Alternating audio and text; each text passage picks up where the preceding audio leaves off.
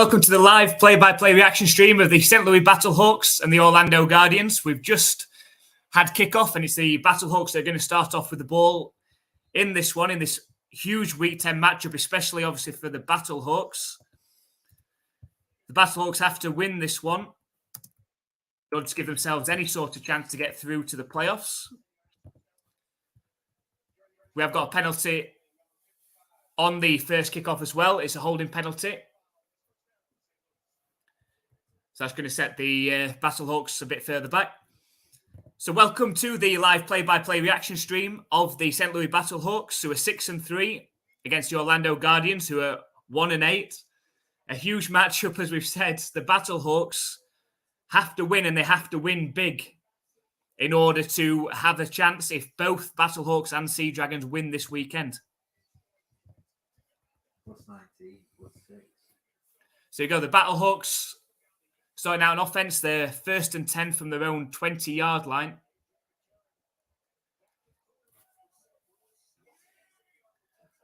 Snap back to McCarron. He's looking to pass.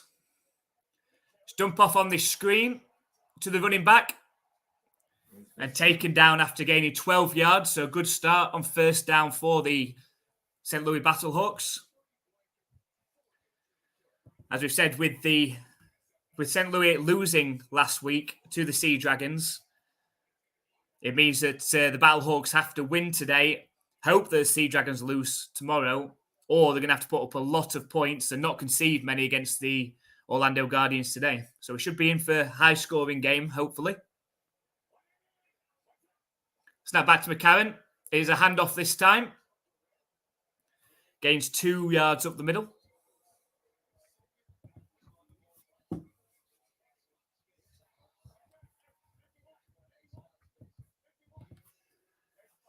So that sets up a 2nd and 8.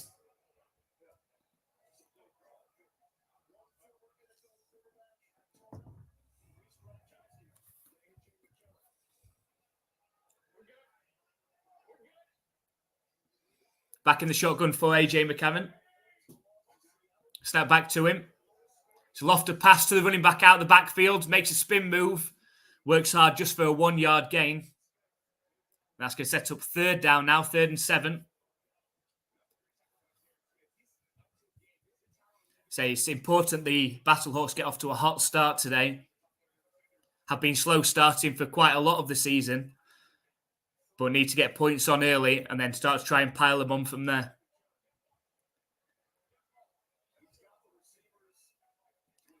So 3rd and 7. Trips right formation out the shotgun for AJ McCarron. Snap back to him. Sets off running himself, scrambles around.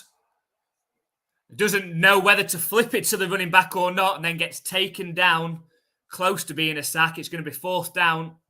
Couldn't make up his mind, AJ McCarron. Starts scrambling around in the pocket, gets out to his left, and doesn't know whether to try and throw downfield or flip it to his running back who's out on the sideline. Does neither, and then gets taken out. That sets up a 4th and 6. It's going to have to be a Battlehawks punt, so not a great start for them.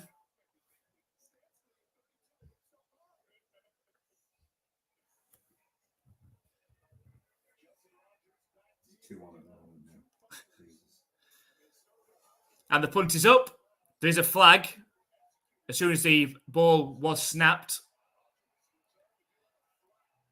Returnable from the 20. Managed to gain a couple of yards back on the return. And we'll see what this flag is.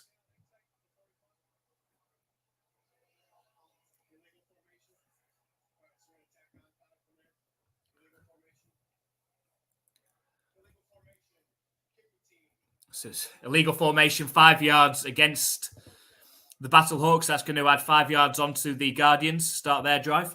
Hello.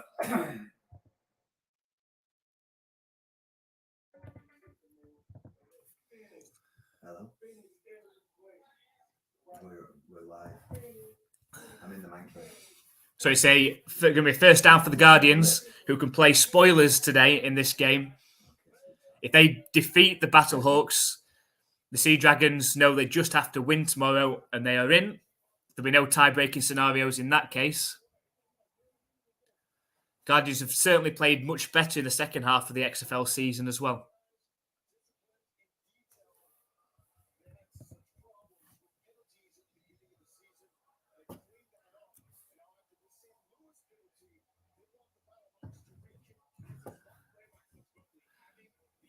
So they're going to actually punt again, the Battlehawks. They've set them 5 yards further back. They're going to punt again on 4th and 11. So the punt is up.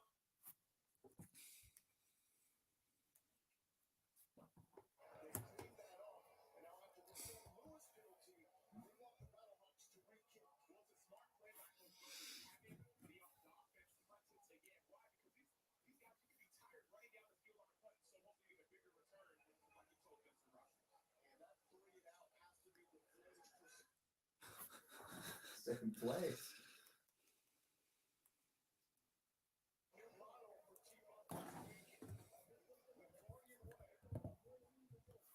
So see what the Guardians can do on their first possession.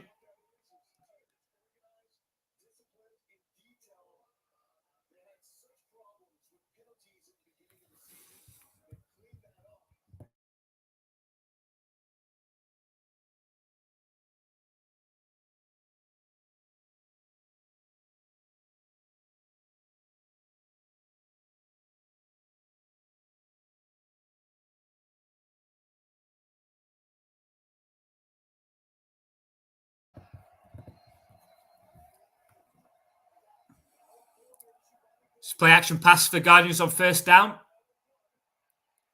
And thrown away out of bounds to set up second down. So it's not Quinton Dormady in at quarterback today for the Orlando Guardians.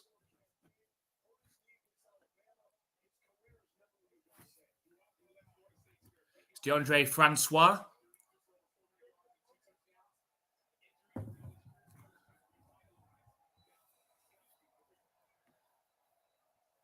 So 2nd and 10 now.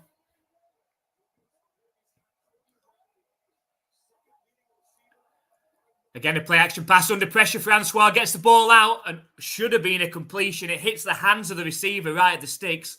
Space around him, but burst through his hands. Did well, Francois, there. Soon as he came out of the play action, had 2 Battlehawks defenders in his face, managed to get the ball out.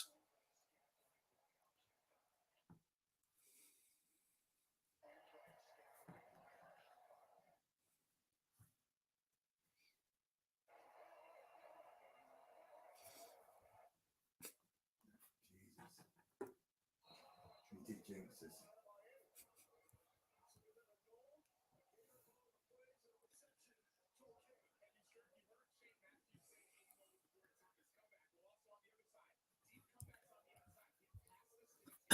So it's completion for first down for the Guardians. Now up at their own 32-yard line. Spread formation out the shotgun for Francois. Snap back to him. Thrown over the middle. Breaks a tackle.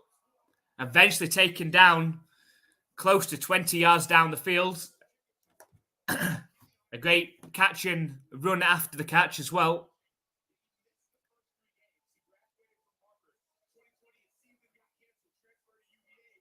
Did well, didn't he?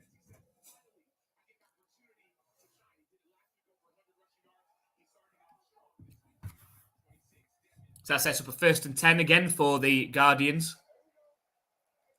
Right up just inside their own half. It's a handoff of the middle, completely hit behind the line. Great tackle, Harvey coming through. Hit the running back pretty much as soon as he had the ball handed off to him. Looks like a loss of at least 2 or 3 yards on the play.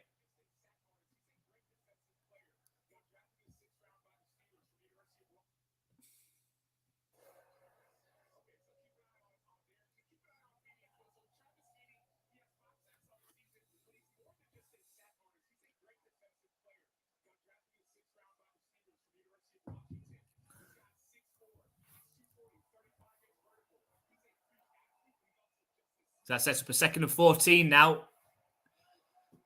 Back at their own 45-yard line. Snap back to Francois. He's looking to pass. Fires over the middle. It is quarter completed. Looks to have got around 13 out of the 14 yards needed. It's going to set up 3rd and short.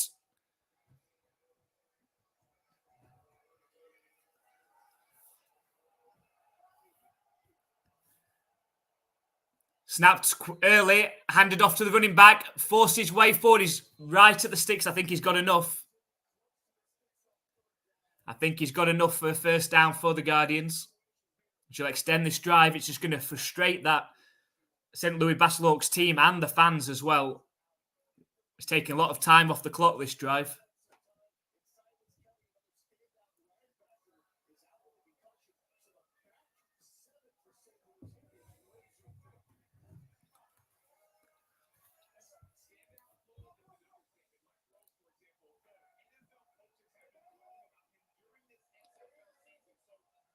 Trips left formation for Francois. Snap back to him. Plenty of time to pass. Fired out left. It's a completion. Gains 4 yards through the air before stepping out of bounds.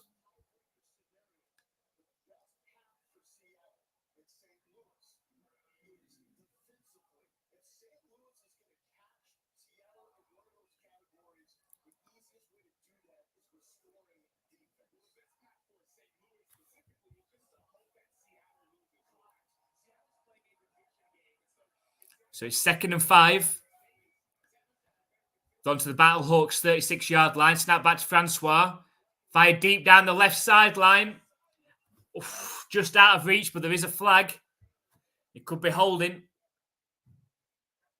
We'll check what the flag is.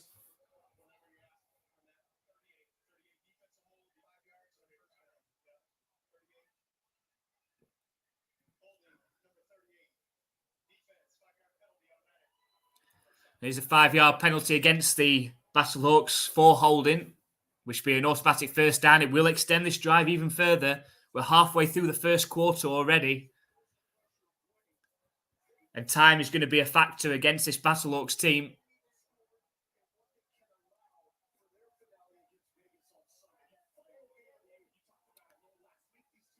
Up at the 31-yard line of the Battlehawks now. Play action pass. Moves out to his right. And thrown away by Francois.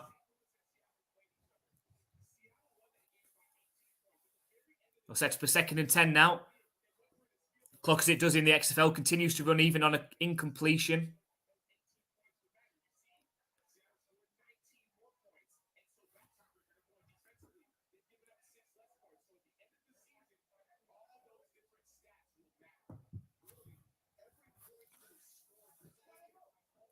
So 6.5 minutes left in the first quarter. The Guardians down at the 31-yard line. Snap back to Francois. He's looking to pass. The ball is out. He's stripped of the ball. It's picked up by the Battlehawks. The ball comes out again. And eventually it's scooped up again by a Battlehawks defender. But there was a flag right at the start of that.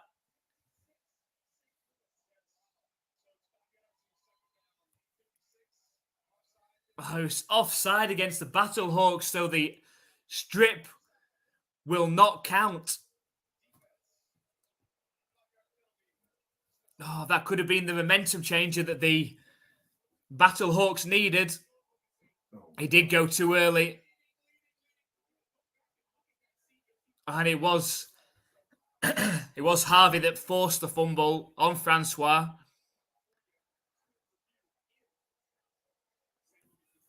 Went slightly early, and instead of a fumble recovery, it pushes the Guardians 5 yards further forward. It's a handoff this time.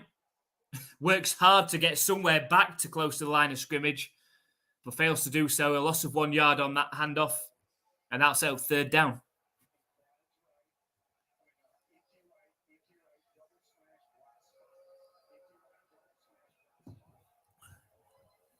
So 3rd and 6.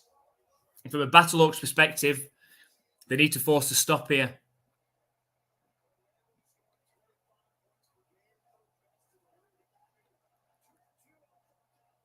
Trips right formation, empty backfield. Snap back to Francois. Throws deep down the right. He's got a wide open receiver. How did he get that wide open? Into the end zone, and that's a touchdown for the Guardians. And a terrible start for the St. Louis Battlehawks. It's touchdown Guardians. Completely wide open. Must have been a busted coverage. Francois had the time in the pocket. found the receiver, no Battlehawks defender around him in the end zone, and the Guardians take the lead. Exactly what the Battlehawks did not need. They need to limit the scoring against them and score as many points as they can. A bad start on offense and now a bad start on defense.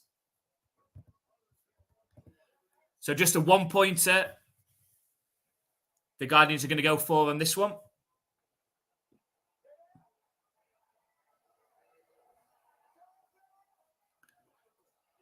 Three receivers right. Francois moves out to his right-hand side. He's scrambling around. He's under pressure. Lofts towards the end zone. And it's knocked down by a Battlehawks defender in the end zone. And that will keep the score at Battlehawks 0, Guardians 6. So the worst possible start, really, for the Battlehawks. 1 first down, then having to punt. And then the Guardians drive down the field, take a lot of time off the clock. Only 5 minutes left in the first quarter already, and then score a touchdown. Work needs to be done, and the Battlehawks have got to get something together early. They've not been a good first half offensive team. Being able to adjust in the second halves and later in the game. Not being a good first half team. They're going to have to get it together quick. And they've got to get in the end zone a number of times today if they stand any chance of getting through if both the Battlehawks and the Seahawks win. Sea Dragons, sorry, I keep going Seahawks. Sea Dragons win. So if you are just joining us, just while we're on a break after that touchdown, welcome to the live play-by-play reaction stream of the Battlehawks against the Guardians. It's a big one. It's week 10. It's the final week of the XFL regular season. The Guardians, who are, of course, eliminated with a 1-8 record, are playing against the St Louis Battlehawks, who need to win today to still have a hope of getting through to the playoffs to play the Defenders next week in the North Divisional Championship game. If the Battlehawks win today and the Sea Dragons lose next week, then the Battlehawks will go through automatically. If the Battlehawks lose today and the Sea Dragons win tomorrow, the Sea Dragons will automatically go through. If they both win, it comes down to tiebreaker. And after looking at the different tiebreaker situations, it actually comes down to the fourth tiebreaker situation because the first three match up in terms of head-to-heads, divisional matchups, divisional records against the same teams. So it comes down to the points scored ranking and the points conceded ranking as well. In which, at the moment, the Sea Dragons are way ahead in terms of the points scored, and it's very close in the terms of the points conceded. So the Battlehawks, knowing this one, they have to score a lot of points and they have to concede as little as possible. Well, they've got off to a terrible start in both of those, having not scored on their first drive and then conceded a touchdown on their first defensive drive as well. So we'll see what happens in this one. So let us know what your thoughts are on today's game as well. Do you think the Battlehawks come through or do you think the Guardians pull off the shock? And let us know your score predictions in the comments as well. I'll put my score prediction in there as well.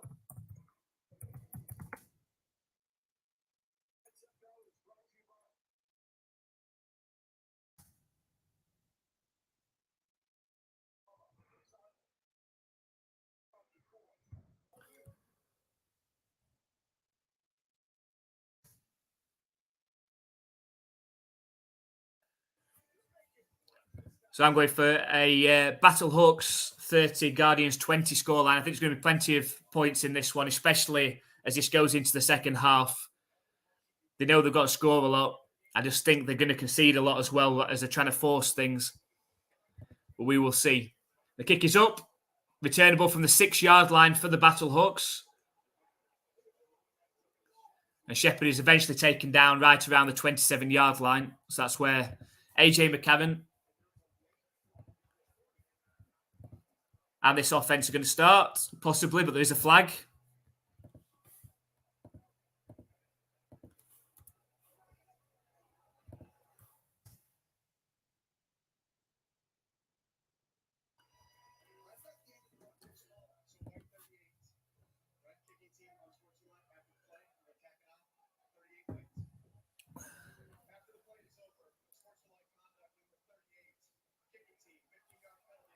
So his unsportsmanlike conduct against the Guardians special teams player. That lad 15 yards onto the Battlehawks starting position. So that's a little bit of a break for them at least. Just over 5 minutes left in this first quarter. And AJ McCarron and that offense need to get something going. Hakeem Butler, the star wide receiver for the Battlehawks, was a bit of a non-factor last week. Let's see if they can get him into the game early in this one. Up at the 42-yard line, starting position. Trips left formation, now out the shotgun. Snap back to AJ McCarron. Fired over the middle, it's complete. And it is to Hakeem Butler. Looks like a gain of 5-6 yards on that pass play. Haven't seen that formation that the Battlehawks used a lot last week. We have 4 receivers out to one side. Seemed to be a game plan situation that they were trying to sort out against the Sea Dragons last week. So 2nd and 5. Deep pass down the right side for McCarron. It's caught as well. And that's going to put the Battlehawks into Guardians territory. Great accuracy on the throw from AJ McCarron. And it's going to take the ball all the way inside the red zone now. That's exactly what the Battlehawks need. They need those big chunk plays and they need quick scores. So it's Mitchell Jr. on the 36-yard reception there.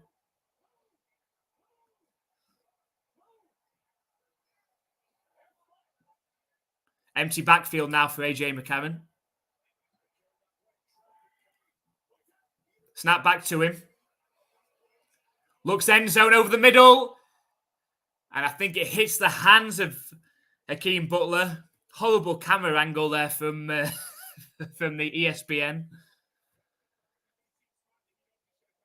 Looking for Hakeem Butler on the post route. He had broken free and he does hit his hands, but he's unable to bring it in, hits his fingertips. So that's going to set up a 2nd and 10 now.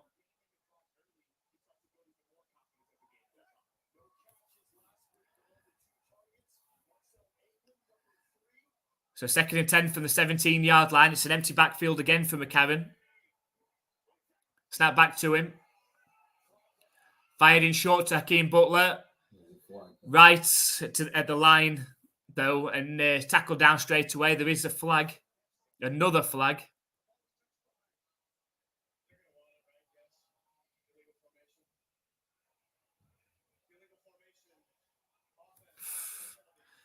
It's another illegal formation against the Battlehawks.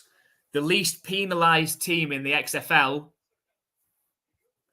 up until last week. They had a lot of penalties against them last week, and already they're piling on in this one in the first quarter. The penalty was actually declined, though, on this occasion. It sets up a 3rd and 10.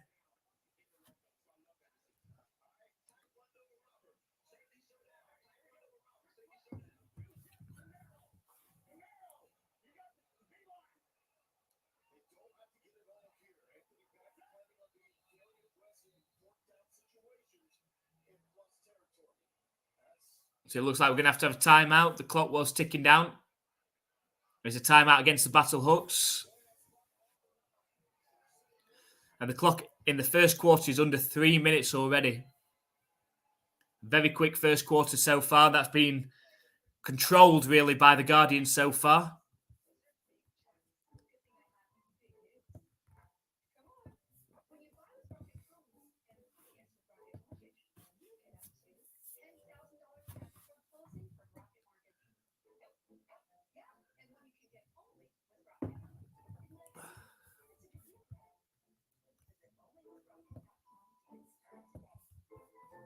Did they say there had to be a 19-point differential, did they say?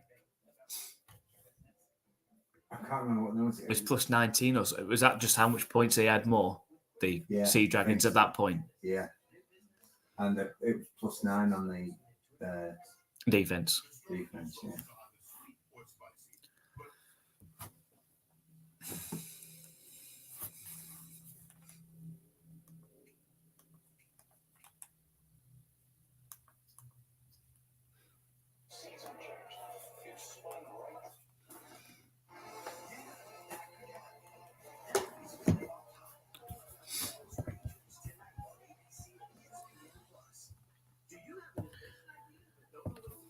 So the Battlehawks, when we come back in this one, a really important third down coming up.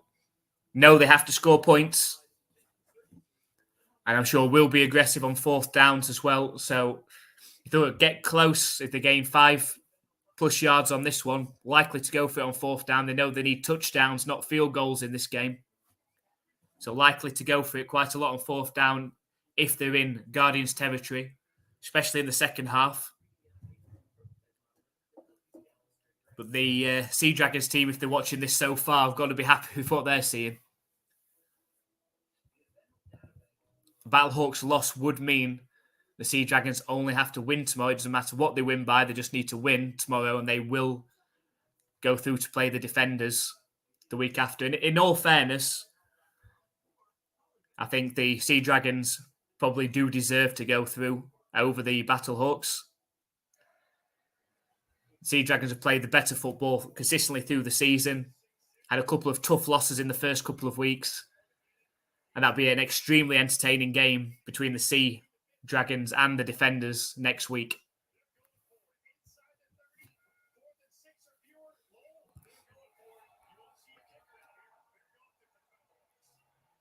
So you go 3rd and 10.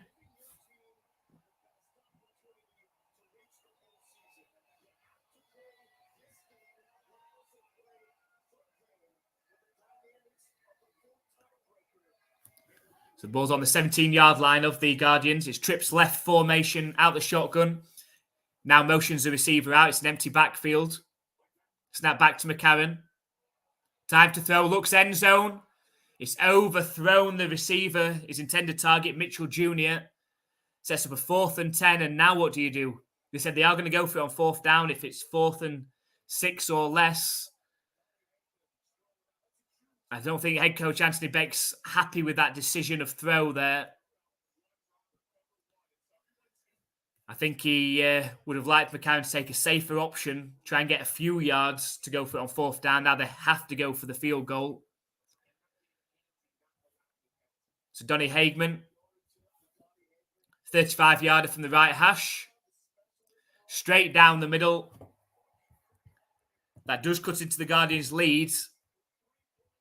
And adds 3 onto the total of the Battlehawks, but the Battlehawks need a lot more than that.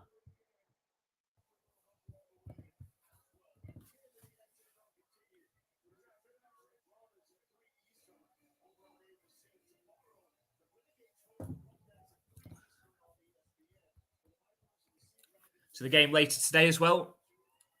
After this one, we've got the Brahmas versus the DC Defenders. The Brahmas have to win that one to give themselves a chance to get through to the playoffs. If Brahmas win today and then the Renegades lose tomorrow, the Brahmas will go through. If the Brahmas lose today, the Renegades are automatically through to play the Houston Roughnecks next week.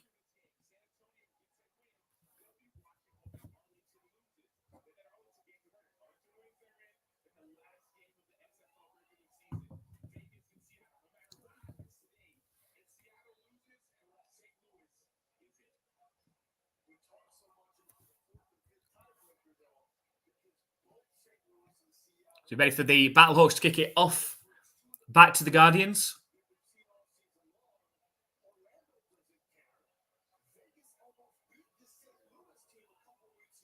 And the kick is up. Returnable from the 11-yard line. It's a weird looking tackle. And eventually brought down around the 25-yard line. And that's where the Guardians are going to start the next drive.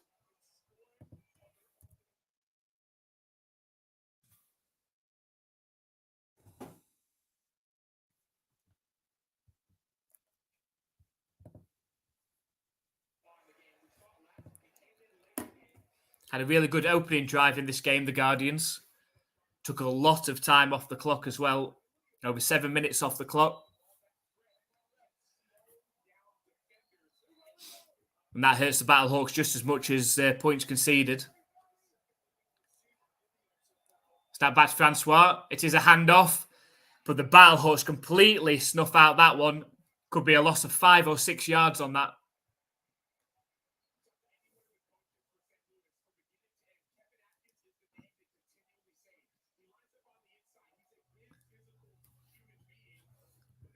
Just going to set up a 2nd and 13 now for the Guardians.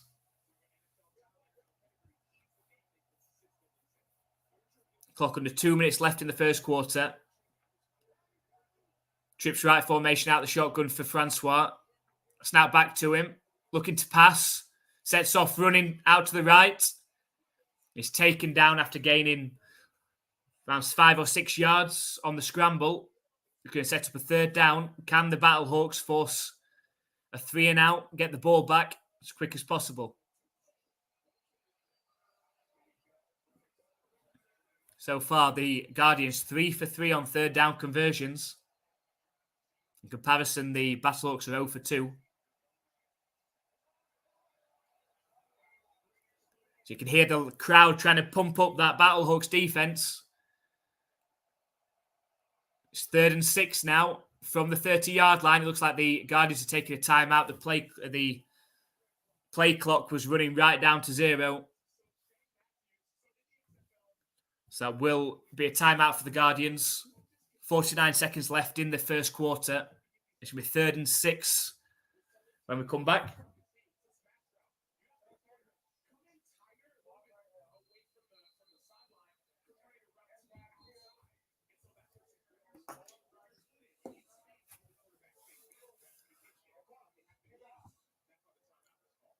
What's your middle name?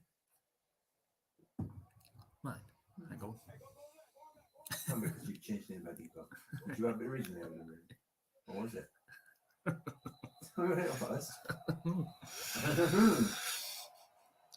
Right, 3rd and 6, empty backfield for Francois. Snap back to him, looking to pass. Fired into the left. It's intercepted at the 44 by the Battlehawks. Exactly what they needed.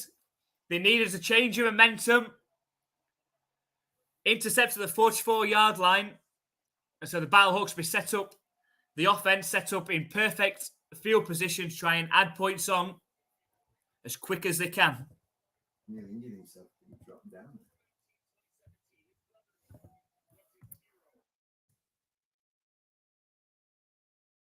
Poor choice and poor throw from Francois, to be honest. Well read by the Battlehawks defender, but telegraphed it really, looking that way the entire time. Didn't get enough on the throw. And now the Battlehawks are going to be 1st and 10. Right at the 42-yard line of the Guardians. Snap back to McCarron. Starts scrambling around, scrambles forward, slides down after gaining 5 yards. Should be able to get another play in before the end of the first quarter.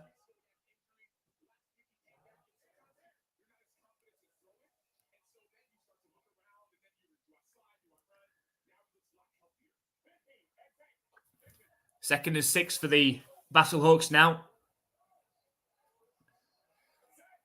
They're at the 38-yard line of the Guardians.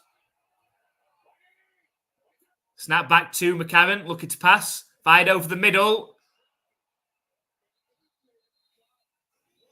Hits Aitman, but looks like he gets popped out afterwards.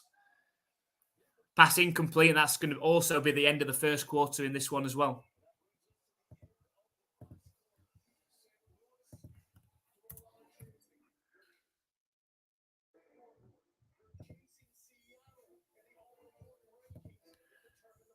So the Battlehawks at the end of the first quarter 3, the Guardians 6. After that turnover, the Battlehawks are in scoring range now, but need to score touchdowns. They can't afford to set up for field goals.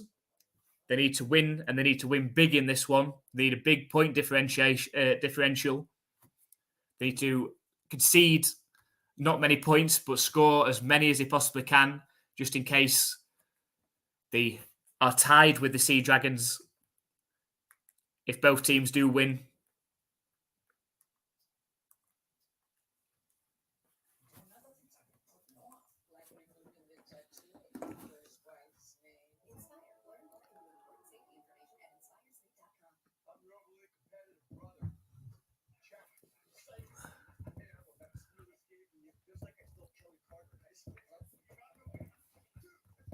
So join us, let us know what your thoughts are on today's game so far.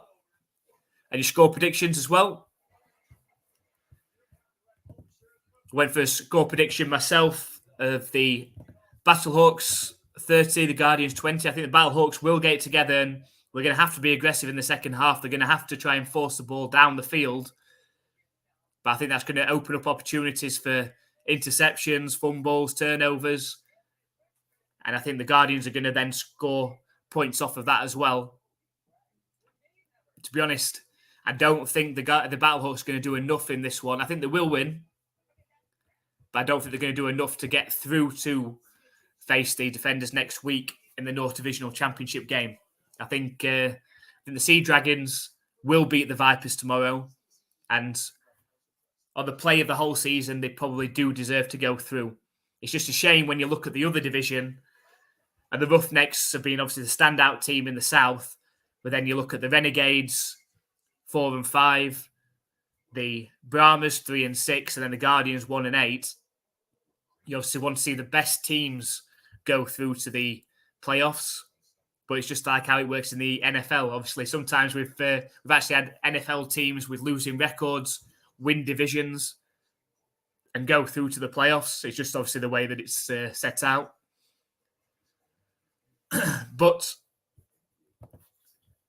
I think we're going to end up with a Sea Dragons and Defenders matchup next week for the North.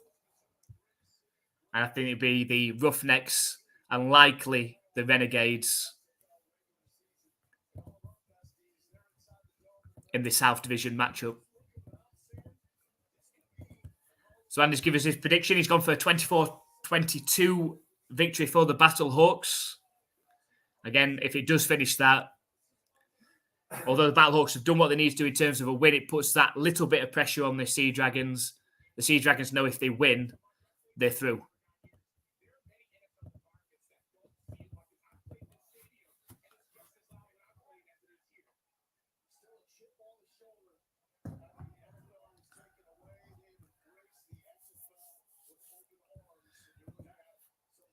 So we go. Empty backfield for AJ McCarron. It's 3rd and 6 from the 38-yard line of the Guardians. Snap back to him. Fired in quickly to Butler on the screen. Breaks tackle. He's got a first down. It's a lot more than that.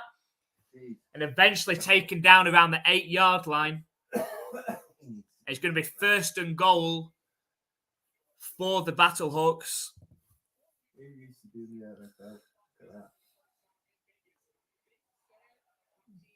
Hard to bring down Hakeem Butler. Big-bodied wide receiver. Got some good blocking out front from his fellow wide receivers as well.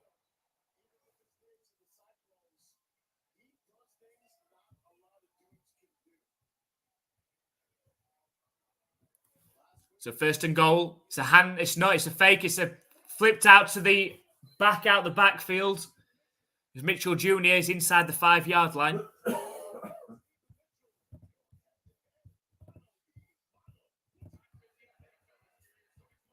Jesus, that looked like it.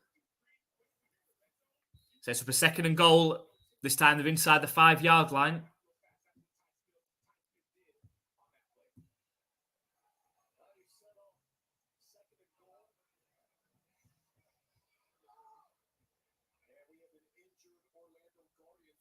Looks like there's a injured Guardians player, so he's got a slight stoppage.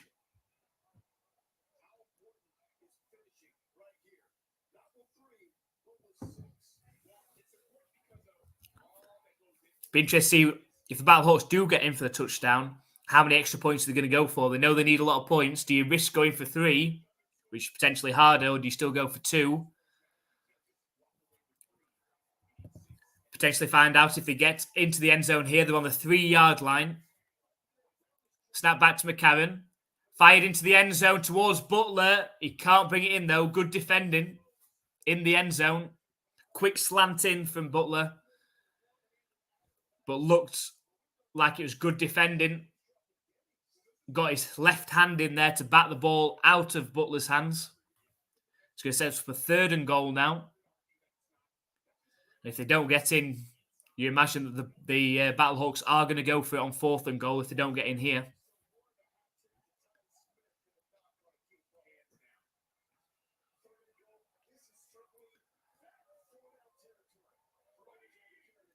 Snap back to McCarron. Flipped inside to the running back. And he is brought down short. He's got down to the 1 yard line. It's going to be 4th and goal from the 1. It's a long 1 yard, this as well. But the Battlehawks have to go for it. It looked like a play right out the Kansas City Chiefs playbook, that one. Nice flipped pass from McCarron inside to the running back, coming across on the sweep. But didn't get in. And there is a timeout called from the Guardians. Huge play for the Battlehawks. They need to get into the end zone here. They need the points.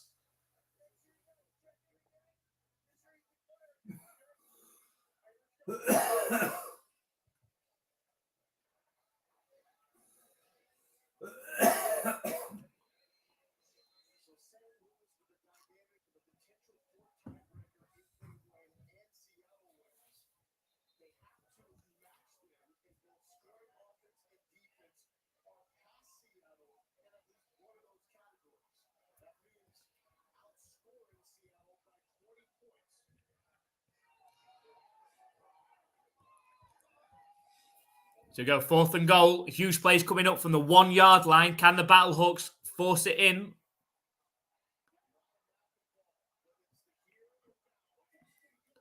Snap back to McCarron. It's a handoff up the middle. Forces his way forward and into the end zone. And it is the touchdown for the Battlehawks. The touchdown that they need.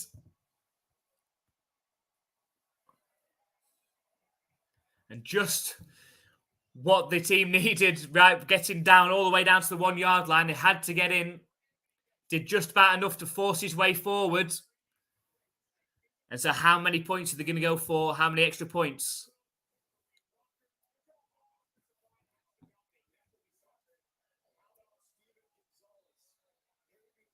They're going for 2 extra points. It's going on the intermediate route here. It's going to be an empty backfield for McCarron.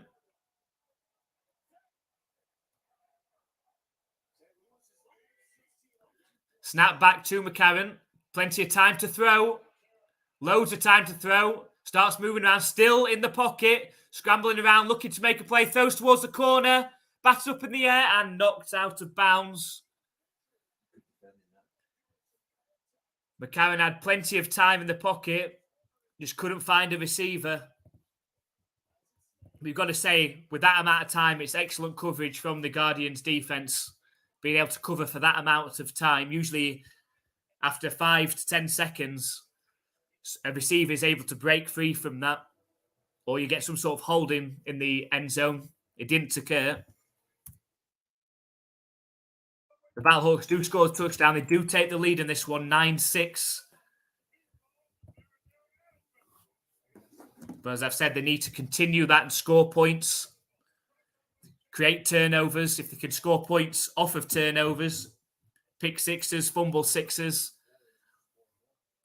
is exactly what they need in this one.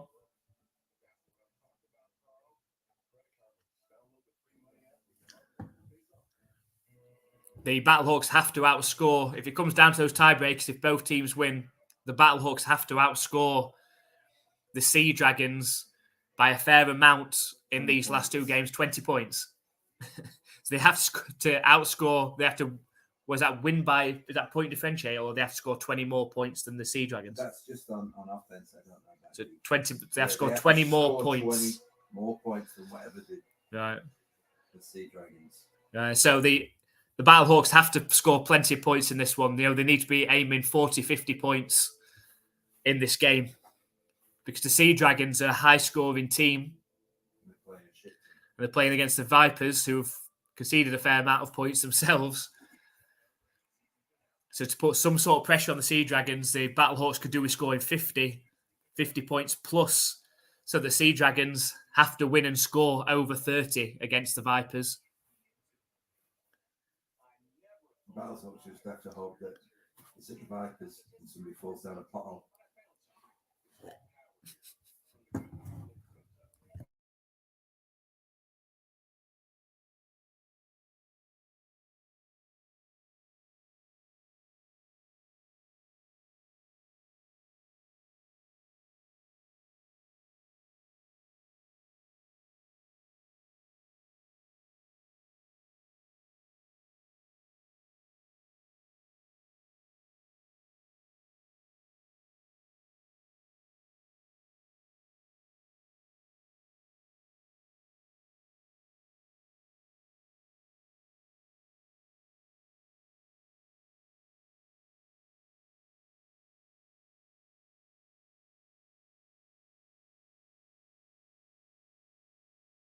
if you understand.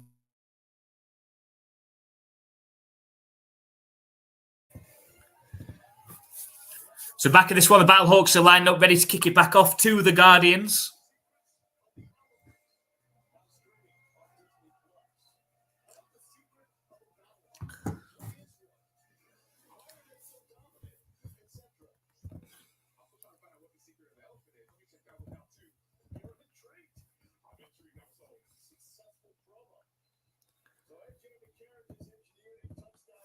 So here we go, ready for the Battlehawks kicking it back off.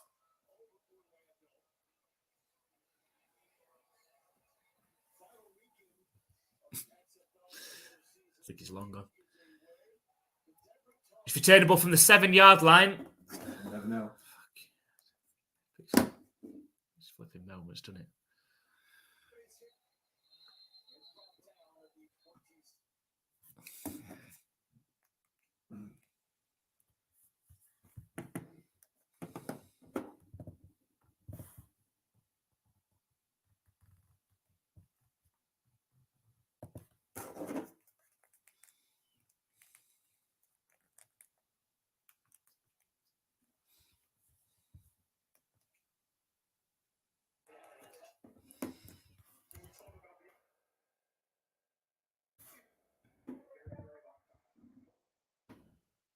Snap back to Francois. It's a handoff up the middle on first down.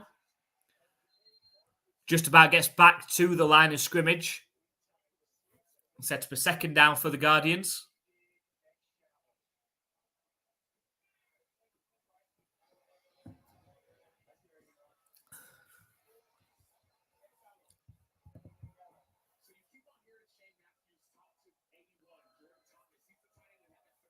Zero rushing yards in this game for the Guardians so far.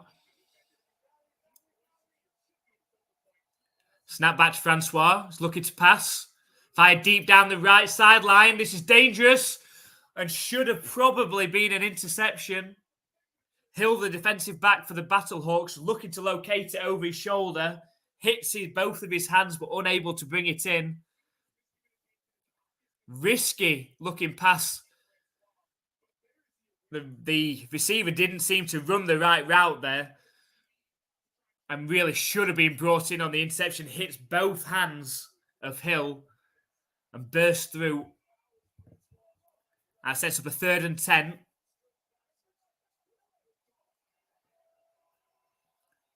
Looks like a false start as well. You see the momentum has shifted in the Battlehawks' favour. So it's a 5-yard penalty against the Guardians' offence. This referee seems a bit dumb. He's like, what's that? I'll start. Right, okay. And that's 5 yards in the air. And he's like, because we can hear him, he sounds really fake, like he's just learning. To 3rd and 15. An opportunity for the Battlehawks to get off the field. I like the soccer mom ref in the back. He's cool.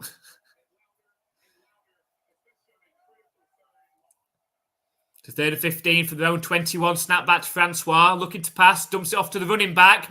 But loses at least 4 yards. Great one-on-one tackle.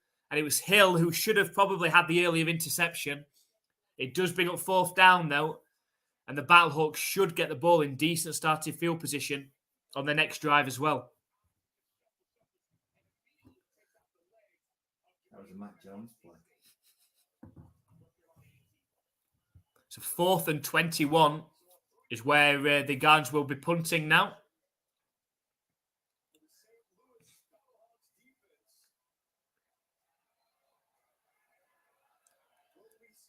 Clock ticking, under 10 minutes left in this second quarter. Punting from just outside his own end zone. It's a fake. It's a deep pass.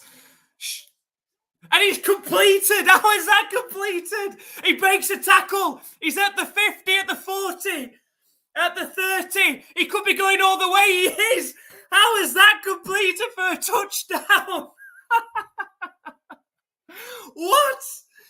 A lofted pass from his own 1 yard line with just 1 yard line pass from the punter, lofted up in the air. It goes so high up in the air and somehow the receiver locates it over the Battlehawks defender, breaks a couple of tackles, and then outruns the rest of the team for the touchdown for the Guardians.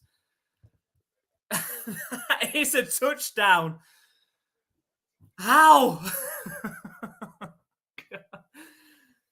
An 84-yard touchdown pass from the punter on the fake punt, throwing it from his own 1-yard line. And now the Guardians are going to go for 2 extra points.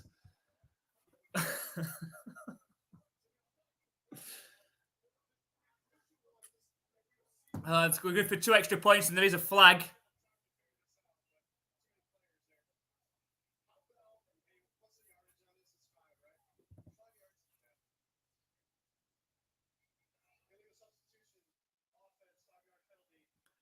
So it's an illegal substitution against the Guardians. There's a 5-yard penalty against them on the 2-point conversion. But what a crazy play. Does that mean they have to go for 2 from the 10-yard? Yeah. And that's the danger. It's like in the NFL when you're trying to fight for a playoff spot in the last week and you're playing against a team that's playing for nothing. They'll just go for it. You've got to take into account they're just going to go for it in wild situations. 4th and 21, throwing from his own 1-yard line, the punter. Right, snap back to Francois on the 2-point conversion. He's brought down on the sack. The ball comes out. Harvey was running around thinking that he was chasing the ball. He's actually chasing Francois' helmet that came off. It was a decent throw from the punter and well located, but after that, breaks 2 tackles, gets blockers out in front, and runs towards the end zone. I mean, it was only a few weeks ago that the Battlehawks did exactly that themselves on a fake punt. But on this occasion, it was done to them. There's just talking to the punter and the receiver now. The score is 12-9 as well now.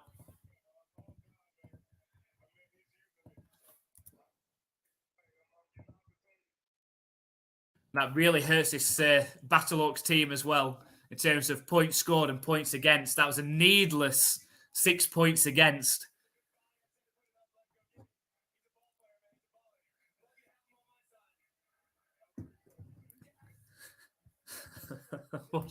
What an insane play. And the kick is up for the Guardians. Returnable from the 5-yard line from Shepherd.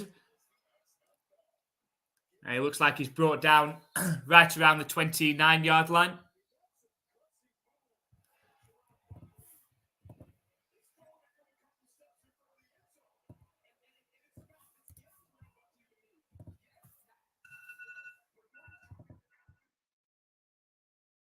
So the Battlehawks set up. Sorry, the Guardians now take the lead in this one. Obviously 12-9. The Battlehawks need to score points. Starts from their own 29-yard line. Snap back to McCavin. It's a handoff up the middle. Spin move. Falls forward for 7 yards on first down.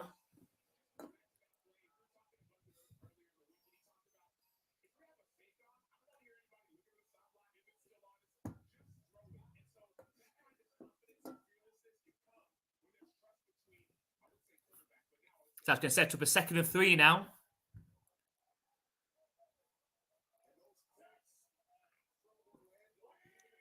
Snap back to McCarron. Against the handoff up the middle. It's a first down. And slightly more than that as well. All the way up to the 45-yard line now for the Battlehawks.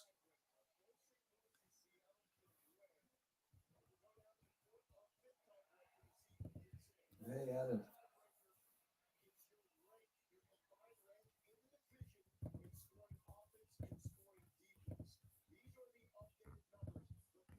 Welcome, Adam. Thank you very much for joining us.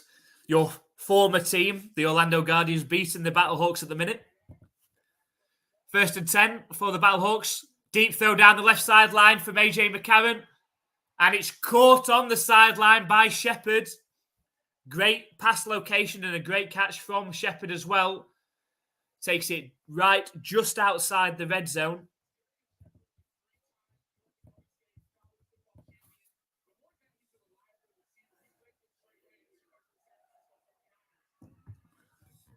Let us know, Adam, as well. What do you think of that fake punt?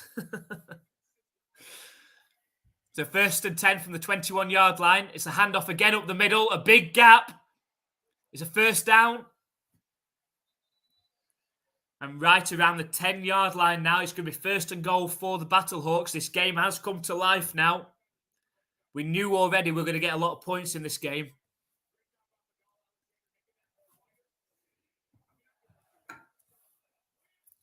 So 1st and goal now.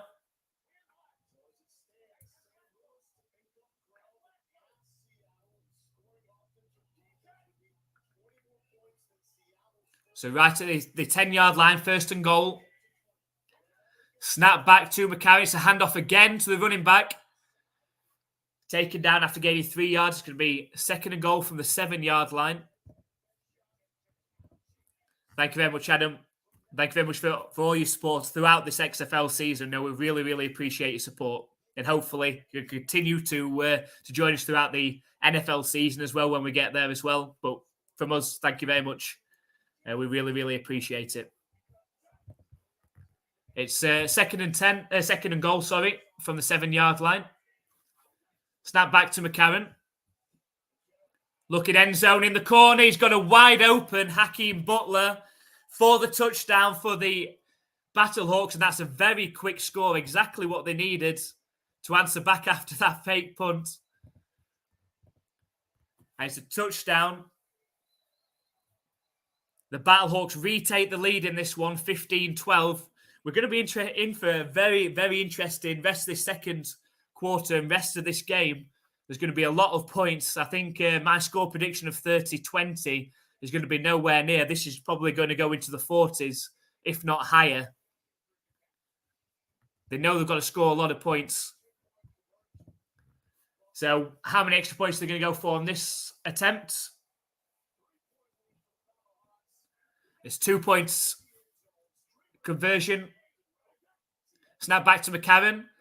Lofted towards the corner, towards Aitman. He's caught it. Was he in? He was in. Just the 2-point conversion for the Battlehawks. That gives them the 17-12 lead now.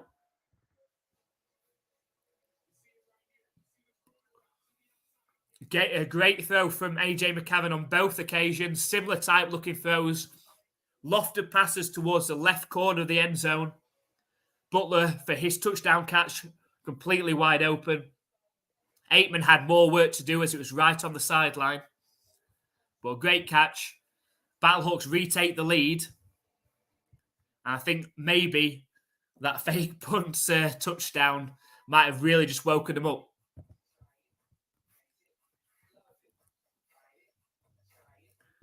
As Adam said, an outstanding gutsy play. Obviously, the Guardians have got nothing to play for, essentially, in this XFL season. They can play the spoilers, though.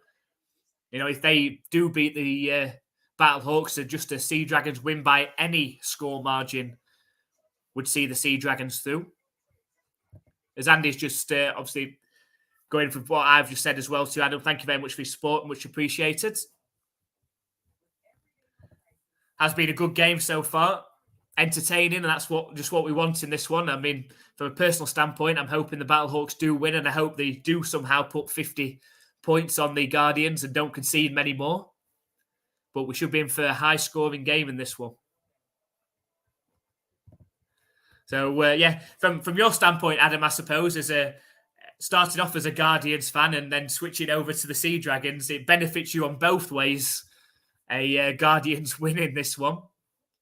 It's going to go, I think it's going to go right to the wire because the Guardians have got nothing to lose. They'll be going for it with the crazy plays, the fake punts.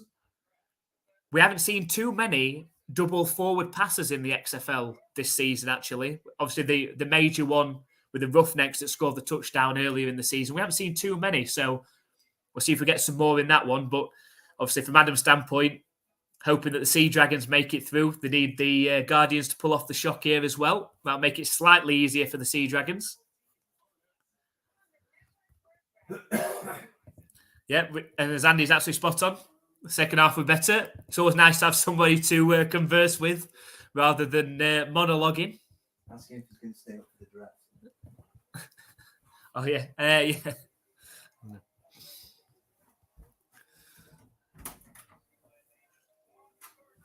Are you watching the draft, Adam, on Thursday? Let us know. I'm a bit like that. I'm going to do potentially do a watch-along live stream to go along with that first round of the draft on Thursday. Obviously, it's a bit of a debate from our side because the start of the draft is at 1 o'clock in the morning over in the UK, but I will do it. But I obviously want people to obviously be in the chat and to converse with. There's no point in me sat talking to myself during the NFL draft. But if people want me to do it, and if people are going to come along and watch that draft, obviously we're not going to get too many people from the UK at that time, unless they're as avid American football fans as we are. If people do come along, then I'm more than happy to do a watch-along stream. It'd be nice to have a chat. Obviously, I'll be watching it anyway. But if you are watching the NFL draft on Thursday, Adam, just let us know. I'm going to put a poll out probably on Monday. And if people do want to come on us to do a watch-along, then we will. So the kick is up. It's returnable from the 8-yard line. A good couple of moves. He breaks through at the 30. He's just got the kicker to beat. Pushed towards the sideline. And Hageman just does just about enough to push him out right around halfway. Wow. We've already had the fake punt 84-yard touchdown pass. We could have almost had a kick return for the Guardians there as well. Hageman did just enough to show the return of the sideline.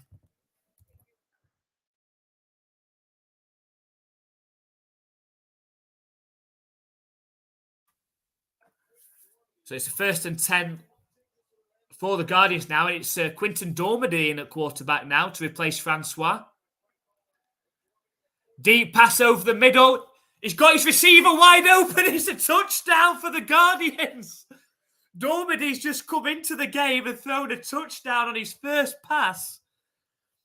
And the Guardians retake the lead.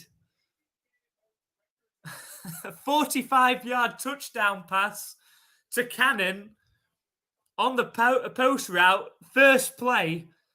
And we are in for one hell of a game here. This is going to be very, very high scoring. I think it's going to get silly. It's going to be like the Pro Bowl in the NFL from years ago, where we're getting 50 plus on either side points. And they're going to go for 2 extra points, the Guardians.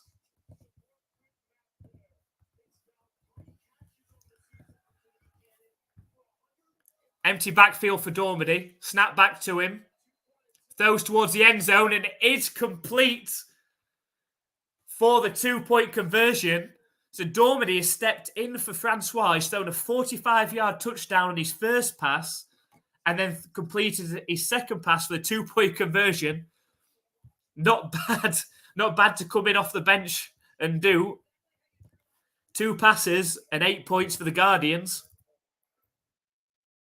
The Guardians lead 2017. So my prediction from earlier, I had a Battlehawks 30, Guardians 20 scoreline. It's going to be way, way, way higher than that. There's no way the Battlehawks are shutting the Guardians out for the rest of the game when they know they've got to score a lot. The funny thing is that the Battlehawks were actually leading in ranking over the Sea Dragons in terms of points conceded. They've conceded 20 points in the first half of this one to the Guardians. While they need to score a lot, they've got to stop conceding as well.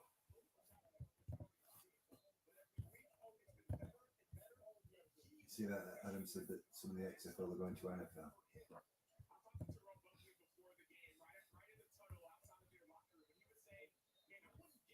So Adam's happy. Touchdown for the Guardians. Some XFL should be selected for the NFL, you'd have thought. You should have thought that quite a few players from the XFL will get opportunities in pre-season with some NFL teams, a chance to earn a roster spot, definitely.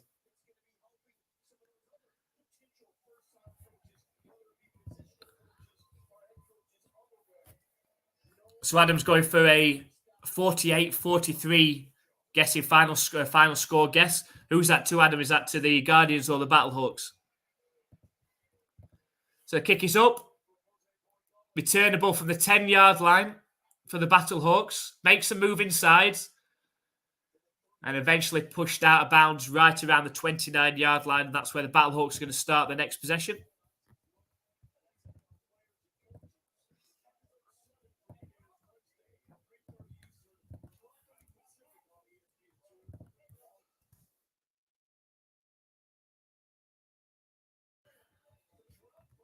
So Adam's going with a Battlehawks 48-43 win in this one.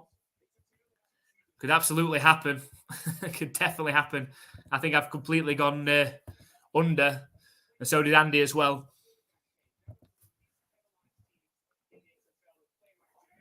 So first attempt for the Battlehawks at their own 29. Fired out to Hakeem Butler on first down. Wide receiver screen. Taken down after gaining 6 yards on first down.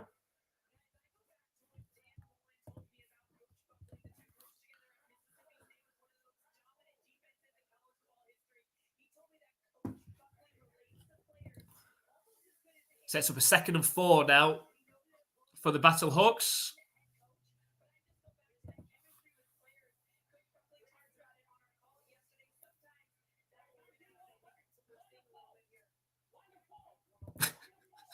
What are you referring to? The earlier soccer? No, it's just refreshing and it's helpful viewing it. It's a handoff up the middle. Looks like they've done just about enough for a first down. Or is he just half a yard short?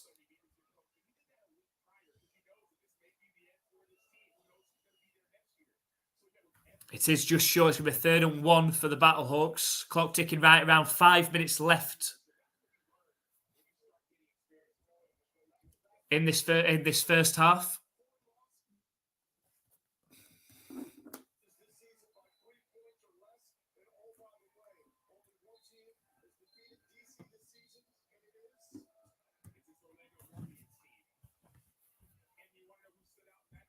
And he's going to be a Battlehawks timeout. 5 minutes exactly left on the clock. That's why we're at this break. Let's take a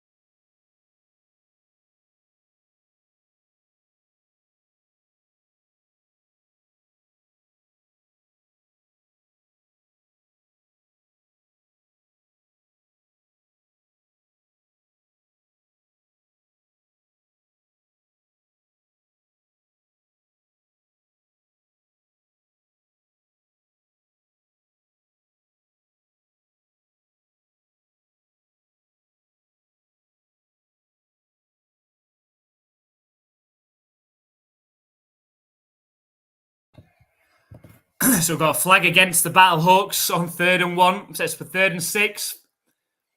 Fire from Mackay. He's got a wide open receiver at the sticks. And gains a lot more as well. It is Gary Jennings on the sideline. Gains over 10 yards on that pass play. Sets for another first down for the Battlehawks as well.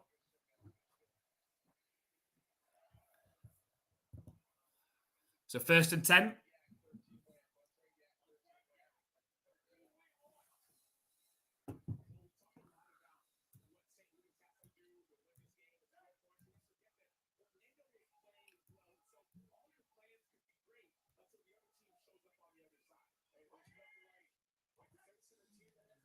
So handoff up the middle. Fights forward on against 2 yards before being brought down.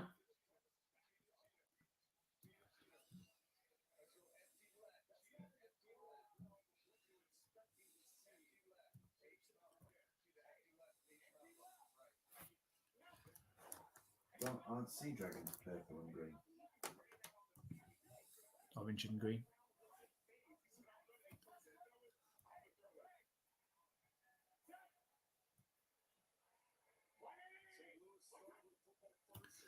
Second and 8.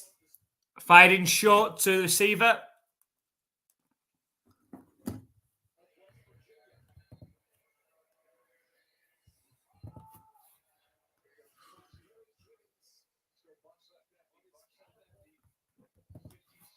He's going to set up a 3rd and 3 for the Battlehawks now. Just under 3.5 minutes left in this first quarter. We want to score more points before half-time. The Guardians do get the ball after half-time. Empty backfield for McCarron on 3rd and 3. Snap back to him.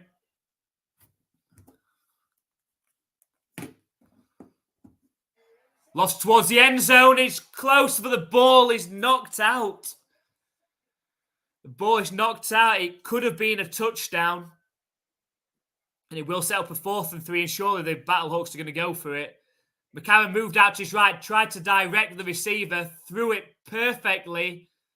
Oh, yes, I say he threw it perfectly. The receiver, Gary James, had to come back to it. Had he thrown it a bit further, it'd have been out in front of Jennings, and he would have had the easy touchdown catch. So 4th and 3 now for the Battlehawks.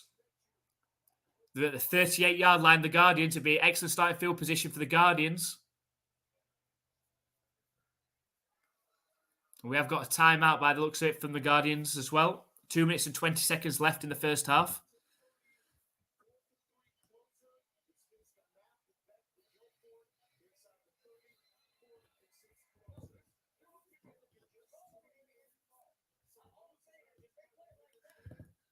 So I've said after 20 years in the Army, maybe the greenest issue with Orlando, maybe. But as Andy's pointed out, it obviously must be a green thing because the Sea Dragons definitely have green in theirs as well, with the bright orange that they like to wear. 20 years, no respect. Yeah, we do. Yeah, as Andy said, 20 years. Thank you for your service in the Army there.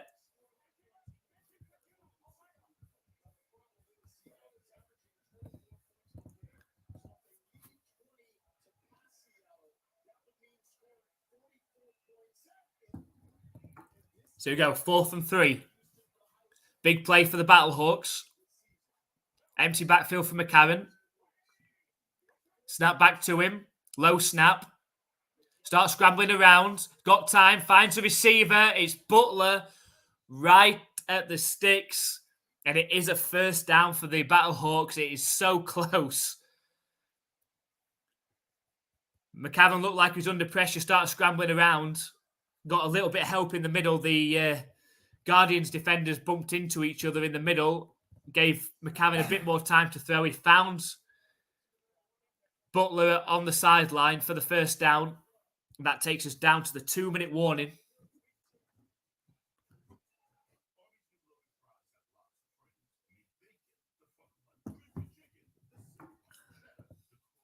But as we expected in this one, an entertaining game. Lots of points. But the Battlehawks have to score 20 in this game just to go above the Sea Dragons' total points. So anything after that is therefore what the Sea Dragons then have to score if they win their game against the Vipers. So, as we keep saying, the Battlehawks need to put 50. They need to go over 50 over the Guardians. They also need to not concede a lot. But the Guardians lead in this one, 2017. Some quick fire scores, including an 84-yard fake punt. The punter of the Guardians threw the ball from his own 1-yard line, completed the pass, and was running for the touchdown. We've had Quinton Dormady step in for Francois, who started the game for the Guardians. Dormady stepped in, first pass, 45-yard touchdown pass, and then his second pass, a 2-point conversion completion as well, to give the Guardians the lead 2017. The Battlehawks have got a chance here. They've got starting off with the first down when we come back into this game. We're at the 2-minute warning, 2 minutes to try and score another touchdown for halftime, take the lead, but also to add on to their points tally. And I saw the other day when people were discussing about the XFL as to whether this, because there's only 10 games in a season, whether teams will consider this a little bit more moving forward. If the XFL does continue, which we hope it does, will teams think earlier in the season about the possibilities of this and start trying to stack points on earlier? You know, early in the season, if you're winning a game and you're trying to control the clock and you're trying to see the game out and make sure you win, if it's going to come down to this when you're only playing 10 games in the season, there's plenty of opportunities for teams to end up on tied records, tied divisional records, tied head-to-heads, and so it could come down to this fourth tiebreaker of points scored and points against. So teams might consider that next season of trying to pile on points if they've got the opportunity to do so. So,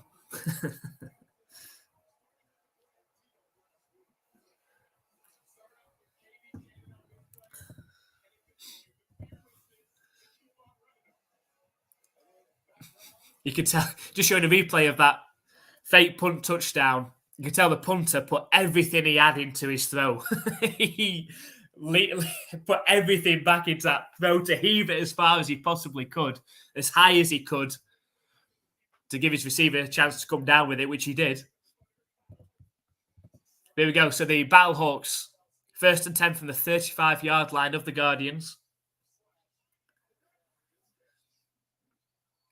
Trips right formation. This is an empty backfield now for McCarron.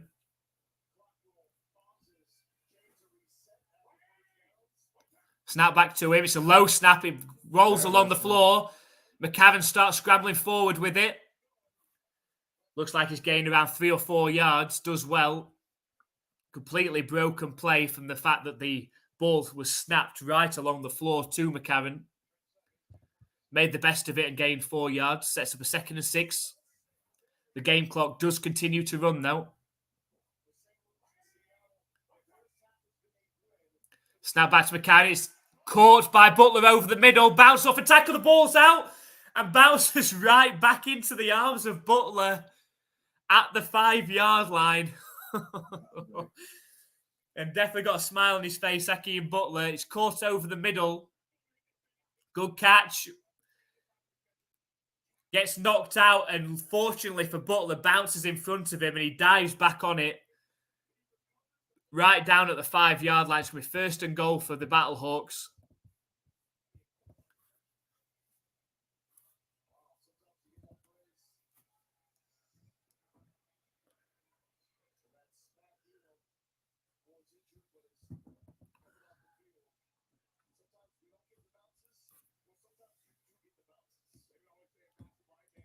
It'll be 1st and goal for the Battlehawks. Right at the 5-yard line. To try it and take the lead. Or retake the lead in this one. It's gone back and forth. We do seem to have had a long stoppage here, but no one's been charged with a timeout.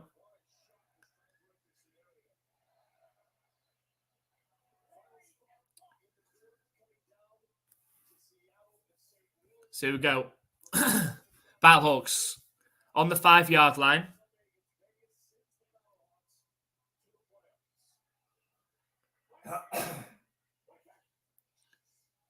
McCarron moves out to his right. It's a pass completion and dives forward into the end zone. It's a touchdown for the Battlehawks, who retake the lead. And not only retaking the lead, they mean that the Sea Dragons next week will need to win at least 3-0 Sorry, tomorrow they'll need to win at least 3-0 to go above the Battlehawks. I've just jumbled the whole thing up. Anyway, the Battlehawks lead 23-20 and need to continue to pile on the points now. They've gone above the Sea Dragons' points scoring.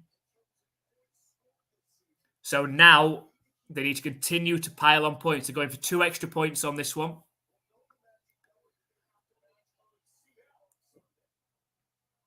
Empty backfield for McCarron.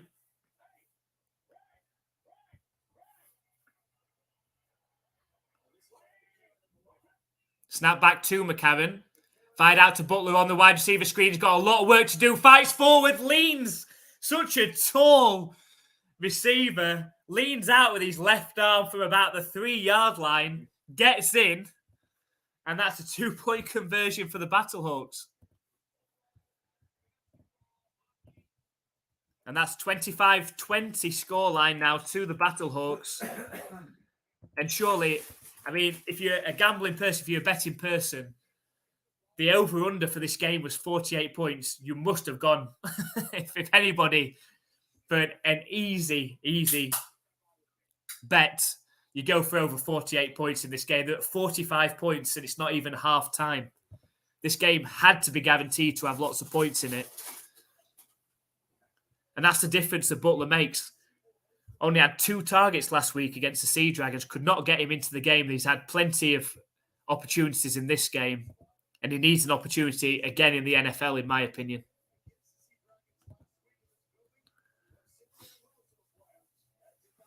So Adam's going back to the better play incentive if teams try and score more points early in the season. So yeah, I mean, more points equals more entertaining games, that's for sure. He said it looked like offensive pass interference on the fake punt as well. I'll have to have a look at that. Yeah, they will show that again, so we'll have to have a look at that. He probably pushes him away. We'll have to have a look at that. They didn't challenge it. Returnable from the 8-yard line for the Guardians. Tackle down around the 23-yard line. The Guardians have got no timeouts to work with and just 50 seconds left.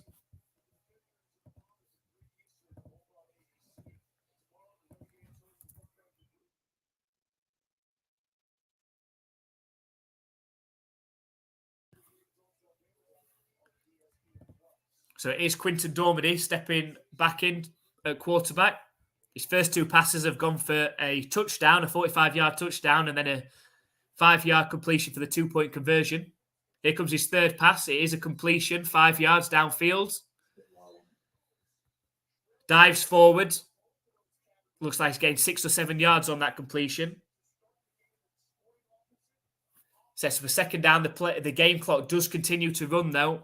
It wasn't a first down. They need some first downs. Snap back to Dormady. Looking to pass. Fired. He's got a receiver. Downfield. That will stop the clock until the ball is spotted. Good completion. 15 yards down the field.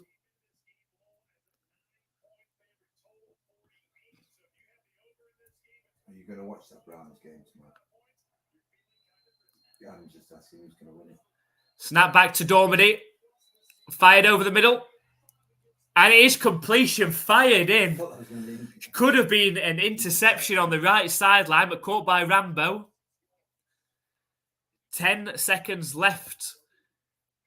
They'll surely spike it here, stop the clock. He might have stepped out of bounds, actually, which would stop the clock as well. It has stepped out of bounds, so it automatically stops the clock. Up at the 28-yard line now. Snap back to Dormady. Fired over the middle. Incomplete. Nobody there. Again, looking for the post route. So what will the Guardians do here? It's be about a 45-yarder field goal attempt from here. 5 seconds left. Or they're going to push and try and chuck towards the end zone.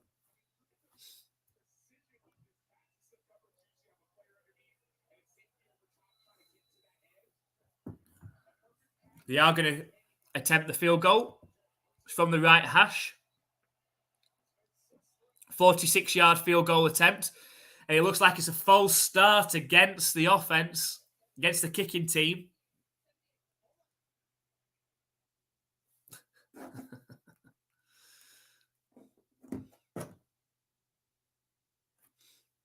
Referee's just discussing.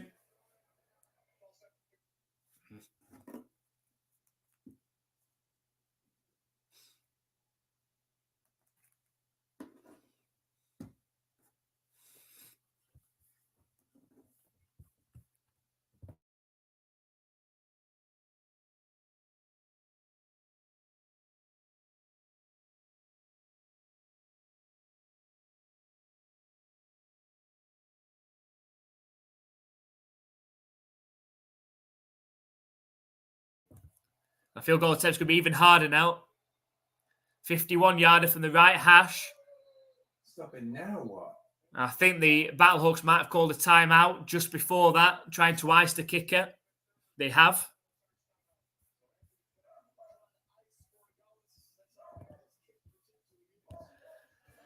So Adam said, who wins, defenders or Brahmas? I think it's a tough one to call just because, I mean, you automatically lean towards the defenders in that game.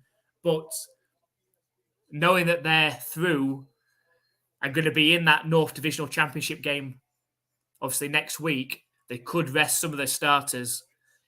I wouldn't be surprised to see more Derek King in that game. They probably will try and rest Abram Smith in that one as well, which gives Brahmas an advantage. The Brahmas obviously have to win that one. So that's going to be an entertaining game. It's going to be an entertaining game to watch.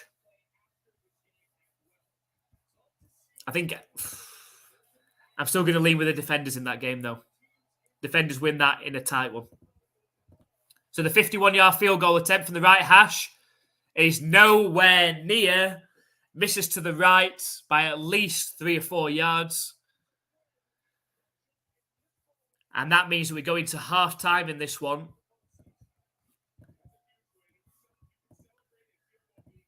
With the Battlehawks leading 25-20.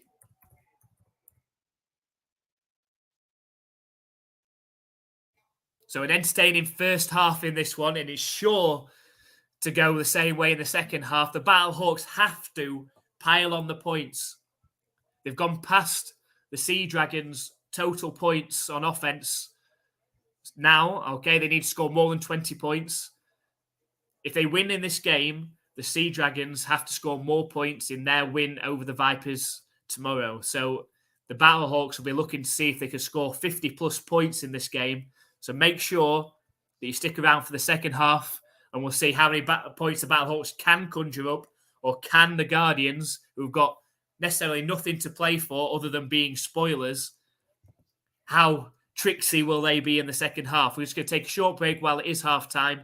Just make sure you stick around and join us for that second half, and we'll see how the game finishes. See you in a bit.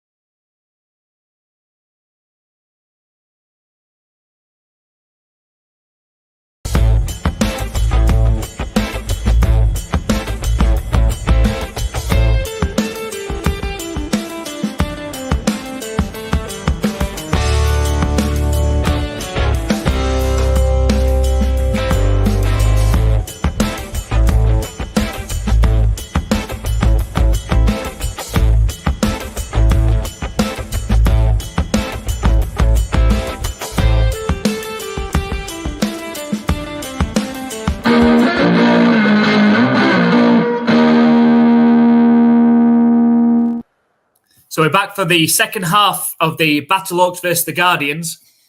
An excellent second quarter that's produced a lot of points. There's only 6-3 going into the second quarter in this game. A lot of points back and forth this game. The Guardians, who are only really in this game to play spoilers, the Battlehawks need to win, and they need to win big. They need to score a lot of points, because if the Sea Dragons beat the Vipers tomorrow, the Sea Dragons would go through if they score more points than the Battlehawks. It all comes down to tiebreakers. If both the Battlehawks and the Sea Dragons both win today and tomorrow, then it'll come down to head-to-head, which is tied, divisional record, which is tied, strength of schedule and who they've beaten, which is tied. Comes down to ranking of points scored and ranking of points conceded. So Battlehawks need to score a lot of points, because the Sea Dragons were ahead by 19 points going into this game on offense. The Battlehawks were slightly ahead in terms of defense, but the Battlehawks have, of course, gone past that now. They need to score 50 plus, really, to make it more competitive tomorrow for the Sea Dragons and Vipers. They also need to stop conceding as much, because that could come into play as well. From the Sea Dragons' perspective tomorrow, slightly easier for them, because they all know exactly what they need tomorrow. I mean, that's what I like, that the fact of we've got 4 games happening, so you get to watch all 4 because they're not happening at the same time. But surely this game and the Sea Dragons game should be played at the same time to make it fair, because otherwise the Sea Dragons have got the advantage over the Battlehawks here. But we shall see what happens in the second half. It's going to be the Battlehawks that are going to be kicking off first in the second half as well. The Guardians.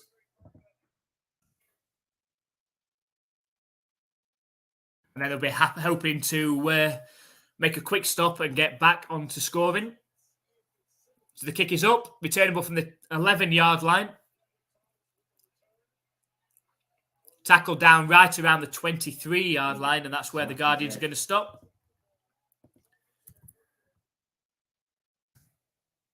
Imagine it will be Quinton Dormady coming back out at quarterback. Looked good at the end of that second quarter.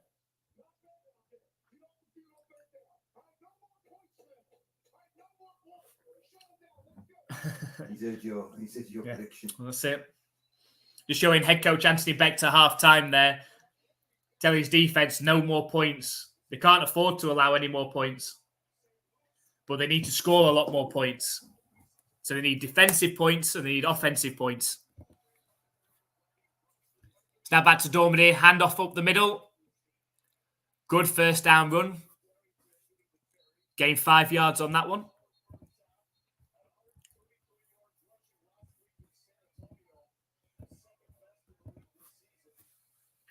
Going to set up a 2nd and 5 now.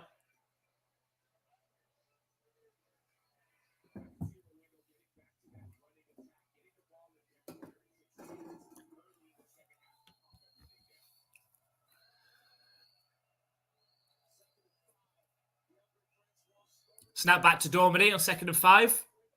Under pressure, and he goes down on the sack. It could be a 7-yard loss on this sack. And that's Wells again. Another player that stood out for this Battlehawks defense this season, along with Harvey on that Battlehawks defense, constantly calling their names and pressurizing the quarterback. Feeney as well. Sets up a 3rd and 12.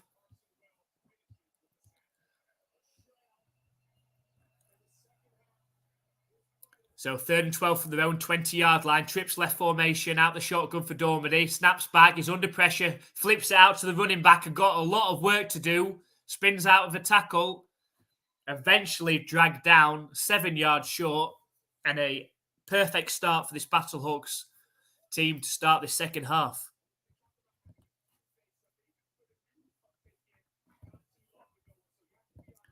Good to have you back, Adam. Hopefully in for an entertaining second half as well.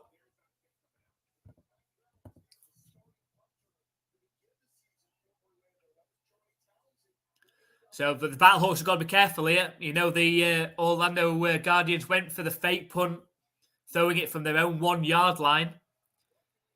It is a punt this time. Returnable off the bounce from the 27-yard line, up the left sideline. Oh, and hit out of bounds. Definite hit out of bounds. And then we get a punch. I think that was a punter. It was a punter that hit the returner out of bounds. There was already a flag thrown as well.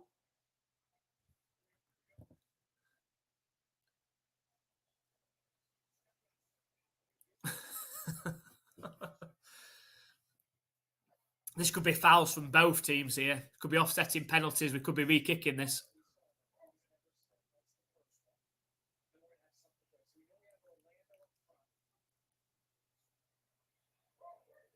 Or it could be both penalties against the Guardians, actually.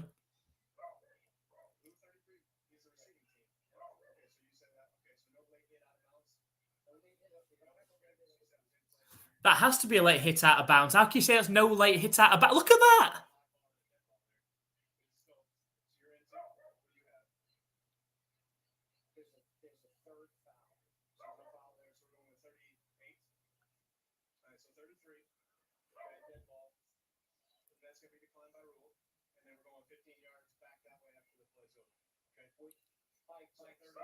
What?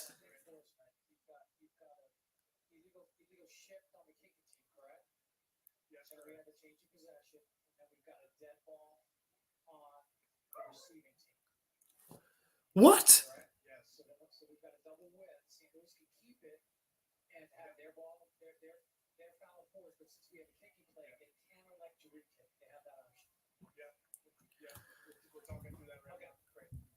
Sounds like both fouls against the Battlehawks here. How they haven't called the late hit out of bounds.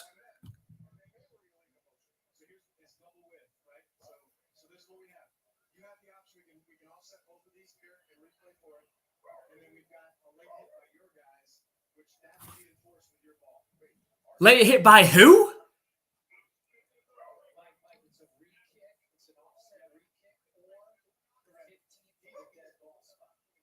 It's not. It can't be a late hit. Who late hit from the Battlehawks then? I think he's confused, this referee.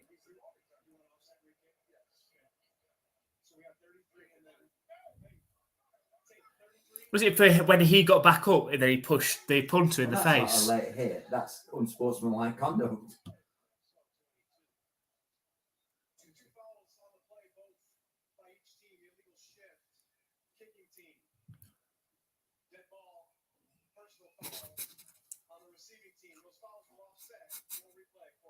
Personal foul. You see that? He couldn't remember what he was doing and doing a YMCA at one point.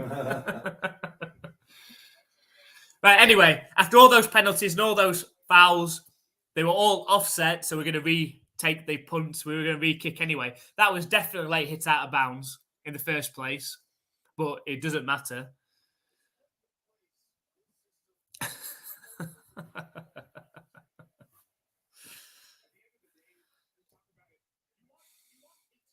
So it's back to 4th and 5 for the Guardians, and they will re-punt. Or will they? Or will they re-punt? Will we get a fake now? They've had time to discuss it, plenty of time to talk about it. Will we get a fake punt? They're on their own 27-yard line.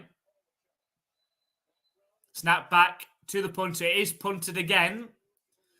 Returnable, a good punt as well. Returnable from the 16-yard line. Up the left sideline, and then pushed out of bounds. Decent return.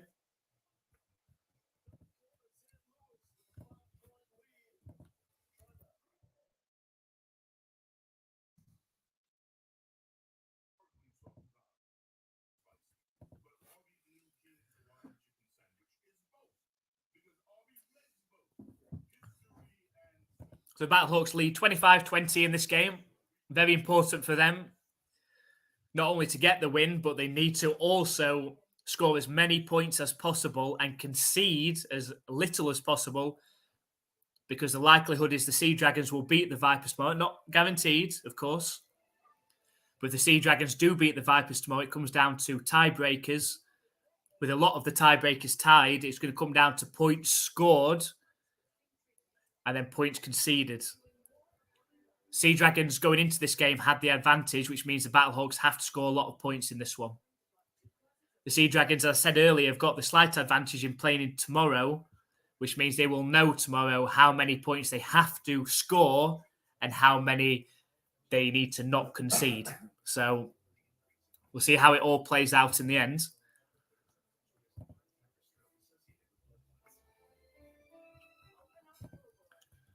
So that time to what the Bichon freeze. What's the name, Adam? Let us know in the comments, in the chat. Sorry. We do like dogs at NFL UK Ops. Hence.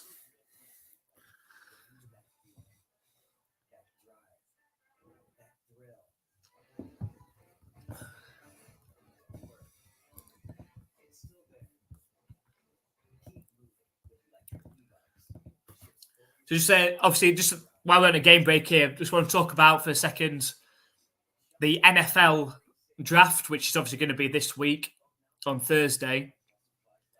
Later on, we're currently doing a video for our mock draft after extensive research, of course.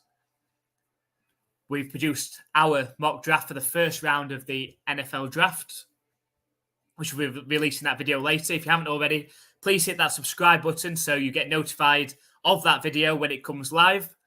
And for any time that we do go live on live streams or release our videos. We also want to know if we'd possibly like to do a live stream on Thursday of the first round of the draft and do a watch along and have a discussion as we go through that watch along of the draft as well. However, we only want to do it, if we do get the interaction in the chats, and if we do have people that want to come on and talk about the draft as we go through that first round. Otherwise, it's going to be very awkward for me sat here at 1 o'clock in the morning UK time talking to myself. So we're going to put a draft poll out on Monday. So if you would want us to do a watch along chat of that first round of the draft, please vote on Monday. And if we get enough people wanting us to do it, then we will absolutely do it. So ready, 1st and 10 for the Battlehawks from their own 32. It's fired in from McCarron, a wide open Butler, being a big part of the game plan for the Battlehawks today. Not enough, in my opinion, last week. I think he was used too much of a decoy against the Sea Dragons. I think they outthought themselves last week, the Battlehawks, with formations of lining 4 wide receivers out to the right and 1 to the left and trying to throw it to the left every single time. Today, they've hit Hakeem Butler early and often and seen a lot of productivity out of him. So it's 1st and 10 now for the Battlehawks inside Guardians territory. Quick fire out to Shepherd on the screen. Fights forward for 11 yards as well.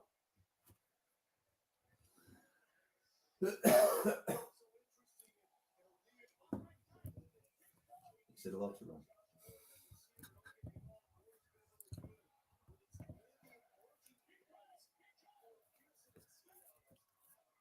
So 1st and 10 now from the 34-yard line of the Guardians. Trips right formation out the shotgun. It's a handoff up the middle. Delayed run, good run. It's an 8 yards before being taken down.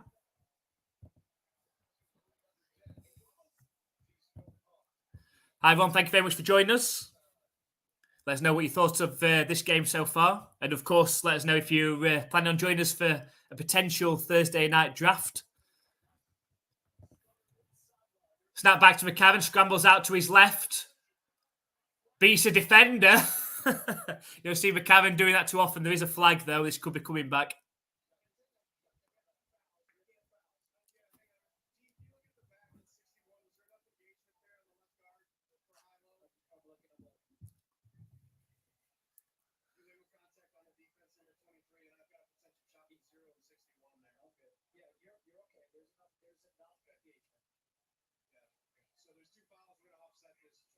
So we get offsetting penalties here.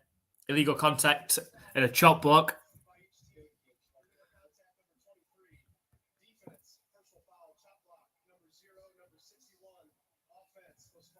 So we're going to replay that down. So got Adam's dog, the name's Sunny, but I call her Powder Puff. It's lovely. Do you just have one dog, Adam, or do you have a couple? Or so 2nd and 1.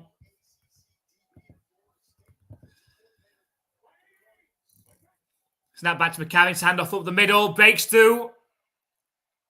Oh. And just into the red zone now. It's going to be 1st and 10 for the Battlehawks.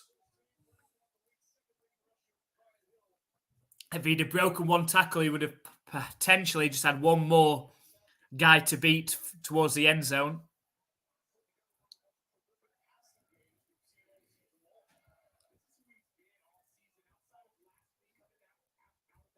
Suckerman referee looks tiny next to Butler.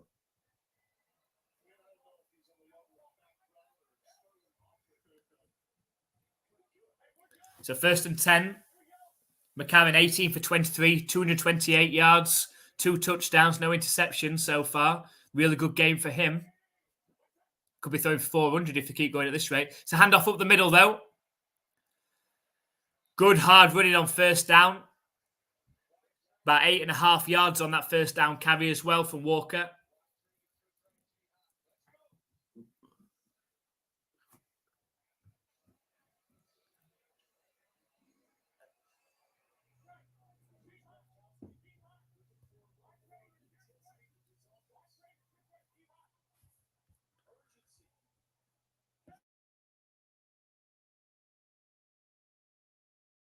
Two-year-old.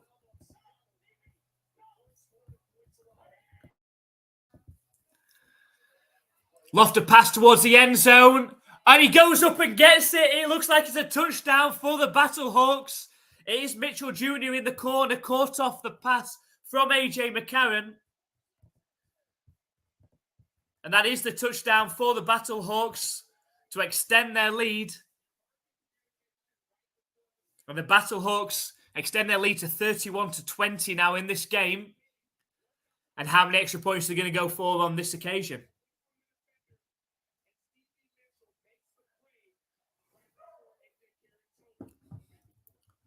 Again, from AJ McCarron, who's having a fantastic game in this one. Excellent ball location. And Mitchell, who's not the tallest of receivers, went up and got it. We're going to go for 2 extra points for the conversion. Empty backfield for McCarron. Snap back to him. Plenty of time to pass again. Not much rush. Trying to direct people. Throws over the middle. And it is caught. And it's that guy Mitchell again. Over the middle. Who's having a fantastic game in this one. Just caught the touchdown. Managed to work himself free between 3 defenders. And catch the ball for the 2-point conversion. And now the Battlehawks lead 33-20. And there'll be plenty more points to come in this one. That's for sure.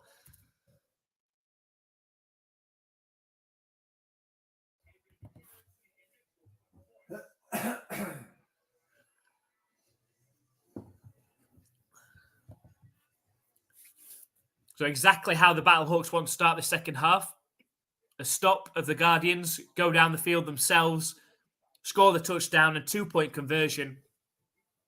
And that means now that the Seahawks, I keep saying Seahawks, the Sea Dragons rather need to score 13 points at least in a win over the Vipers tomorrow. Obviously, the Sea Dragons generally score a lot of points. So the Battlehawks are going to need to keep on going.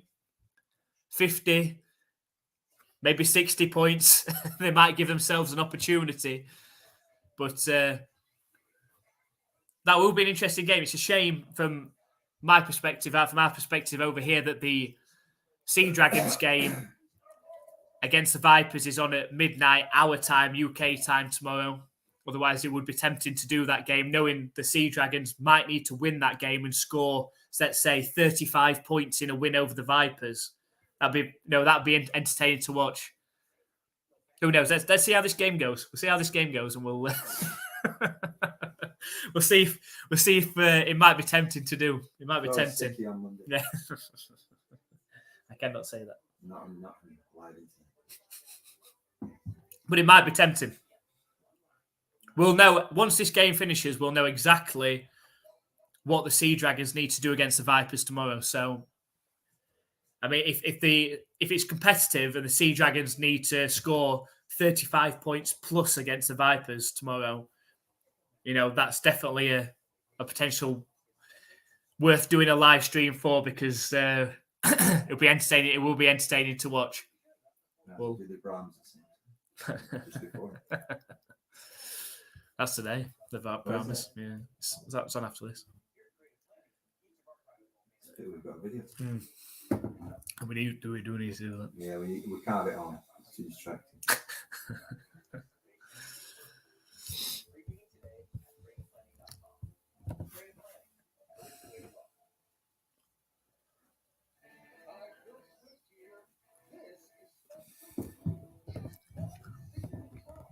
So Battlehawks 33-20 in this game. And to keep pushing on, the Guardians can still play spoilers. Even if the Guardians were to lose this game, they can score a lot of points against the Battlehawks, which will hurt them.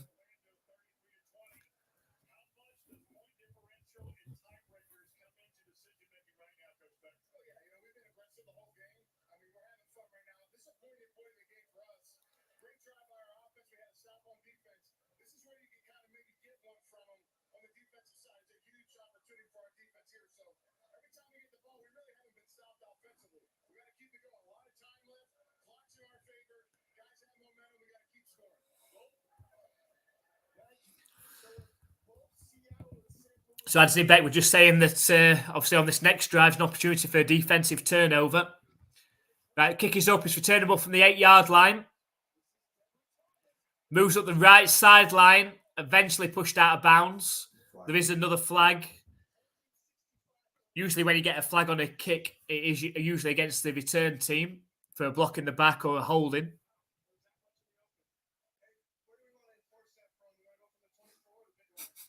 Where should we enforce it from?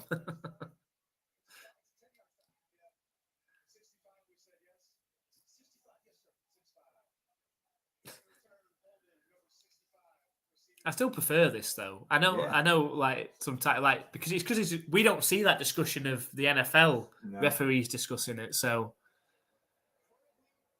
but it's like that hit out of bounds. It's like what?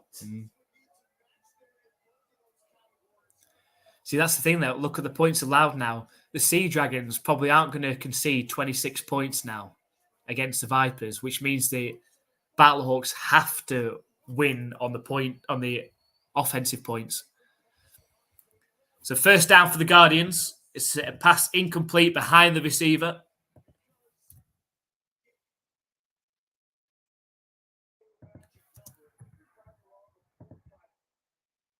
The more that you need to score, the more chance you've got to make it. It's Ben DiNucci.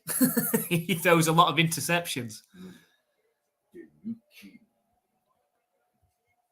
But what will it mean, though? Like, if the Battlehawks win the most score and the Sea Dragons win the least conceded, they're tied then again. For sure, it'd be by how much? Does it come to point differential between how much you've conceded and how much you've scored, and then the best of that? It's like goal difference. Goal difference, exactly, yeah.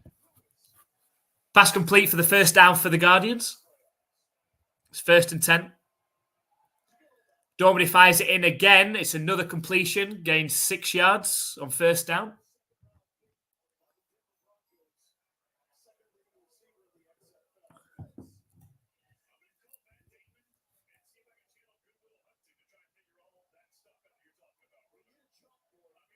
So 2nd and 4.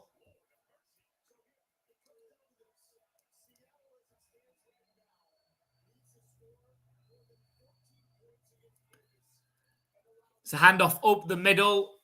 Gains barely half a yard on that second down carry. That's going to set up third down now.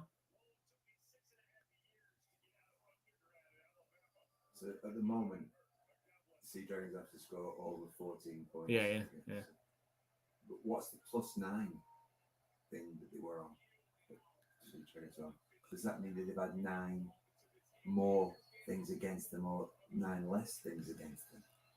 You know what I mean? I'm confused. Dangerous looking pass from Dorman. It is caught. It looks like it's enough just for a first down for the Guardians. So that will keep the drive going.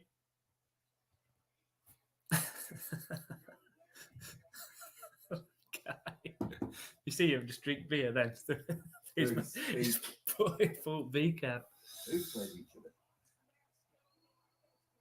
There's no way they got time. Snap back to Dominic. Fired in, completed to his receiver. Looks like he's gained 3 or 4 yards on that completion.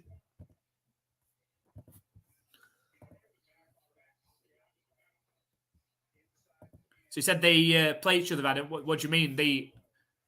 Because there's like a list of like tiebreakers, and I'm not. It gets very, very complicated after the 4th tiebreaker. The 4th tiebreaker being points scored and points allowed. After that, it gets very complicated. Snap back to Dormady on 2nd and 6. Under pressure, goes down on the sack. Big time sack. 5 or 6 yard loss on the play as well. Defense is fired up, aren't they? No more points.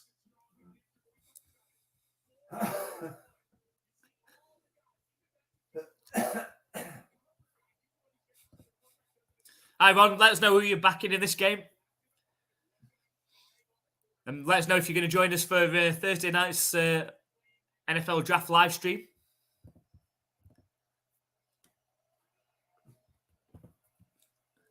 Third and 14, snap back to Dormady. Under pressure again. He's going down on the sack for a 3 yard loss. It's going to bring up 4th down. And likely a Guardians punt, but obviously you can't guarantee it. This Battlehawks defense completely fired up in the second half. At halftime, head coach Anthony Beck said no more points conceded. And so far, they're living up to that. 10 minutes into this third quarter, the punt is up. Returnable from the 20-yard line. It's Mitchell who breaks 2 tackles and then dives forward right around the 33-yard line, and that's where the Battlehawks will take over, looking to add more points to their total, more points to their lead. I say the Battlehawks target here has to be 50-plus points. They need to force the Sea Dragons to have to score 30 or more against the Vipers tomorrow.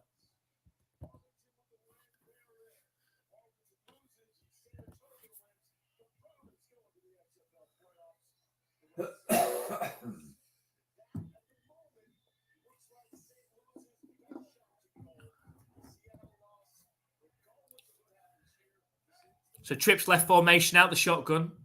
AJ McCarron. Snap back to him. It's a handoff, delayed handoff up the middle. Doesn't really go anywhere. Barely half a yard. Just trying to keep the defense honest with a bit of running, but they know they really want to be passing. They need to get the ball down the field as quick as possible. They know that the Sea Dragons, who are a high-scoring team, they need to force them to score 30 or more points, really, against the Vipers. So trips left formation out the shotgun again for the Battlehawks. 2nd and 9. Snap back to McCarron. Fired over the middle. Complete to Hakeem Butler. He's down the right sideline. He could be going all the way. He is going all the way. It's a touchdown for the Battlehawks. And just like that, the Battlehawks have added 6 to their total. And the score is starting to run up, but that's exactly what they need. A 66-yard touchdown. And somebody some team in the NFL has to give Hakeem Butler an opportunity next season.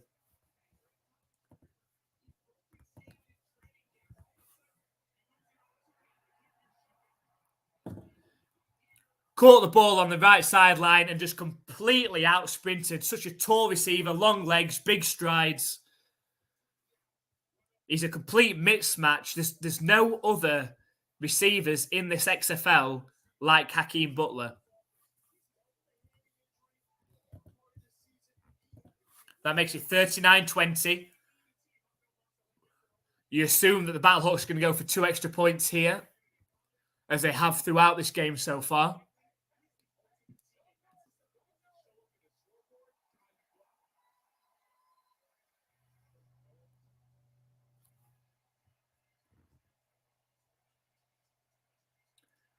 Oh, the Guardians have timed out. I don't know if they're challenging something here. Let's have a look. Holding on, maybe. Could be challenging a pass interference on Aitman. Let's just have another look at this one.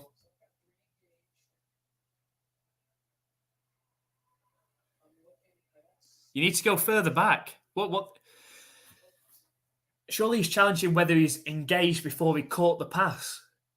Because once after that, it's not holding. It's blocking. They're not going to overturn this, surely. No. I think that was desperation, weren't it?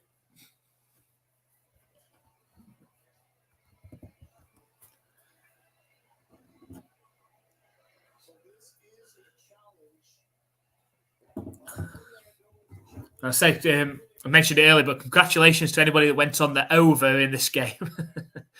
48 points was the under-over. We're already at 59, and we've still got over 19 minutes of game time left in this one, knowing the Battlehawks need to score as many as possible.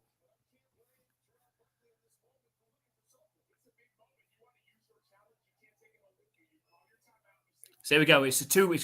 The call did stand. 164 receiving yards, 9 receptions, 2 touchdowns for Hakeem Butler in this one. An absolute monster of a receiver. Going for 3 points, the Battlehawks here. Butler is not on the field, though. They've gone with the 4 wide receivers to the right. That formation he used a lot last week. Under pressure, throws to the left. They got tipped, I think. Under pressure, AJ McCarron, as soon as the ball was snapped, he had people in his face. The Guardians will have been ready for that play. They ran it so many times last week, the Battlehawks. Line 4 receivers out to the right, 1 to the left, and throw it to Aitman to the left, 1-on-1. Didn't work on that 3-point conversion. But their lead does extend to 39-20, which means the Vipers will need to score more than 19 points in a... the Sea Dragons will need to score more than 19 points in a win over the Vipers tomorrow.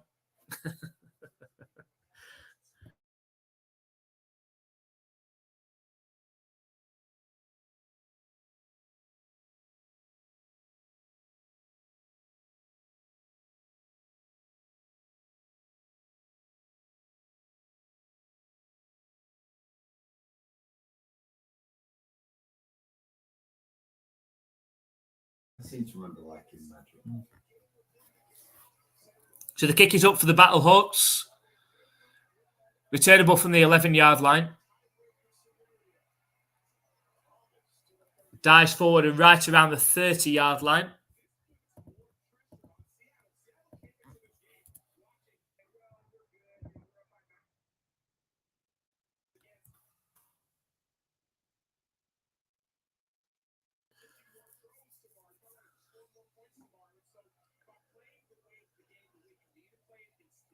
See the margin of 26. I don't think the Vipers are scoring 26 or more on the Sea Dragons tomorrow. So if these put on 50 points or 55 and the Sea Dragons don't, it's going to be tied again. So I don't know what happens after that. Toss a coin. First and 10 is Francois back in at quarterback. It's pass completion for 7 yards. got some interceptions, Francois. See, it's tough that, like, because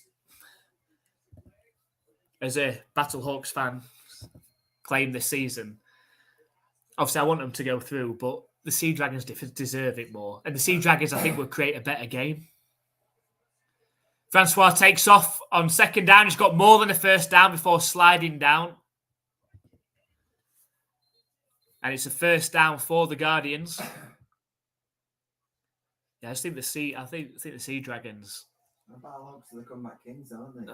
Yeah, but the Battlehawks have lost twice to the Defenders. The Sea Dragons have lost twice to the Defenders, but the Sea Dragons, it's been close.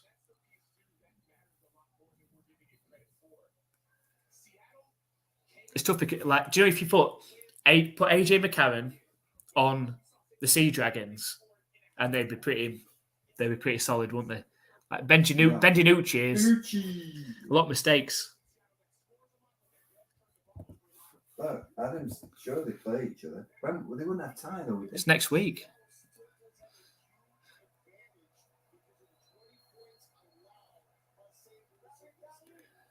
Trips right formation out the shotgun for the Guardians. Snap back to Francois. Dumped off to the running back over the middle. Stopped after a 5-yard gain. So Adam said they talked about that and they play each other. Obviously, the North Division Championship game is obviously next week on Sunday. So do you mean that the Battlehawks and the Sea Dragons would play each other again? What would that be? Would that be midweek or something? I've not heard it. So I'm not sure. 2nd and 5, just into Battlehawks territory. He's under pressure. Francois goes down for the 3-yard sack. Just looked like he was ready to load a deep pass, but goes down on the sack. That's what the commentator said.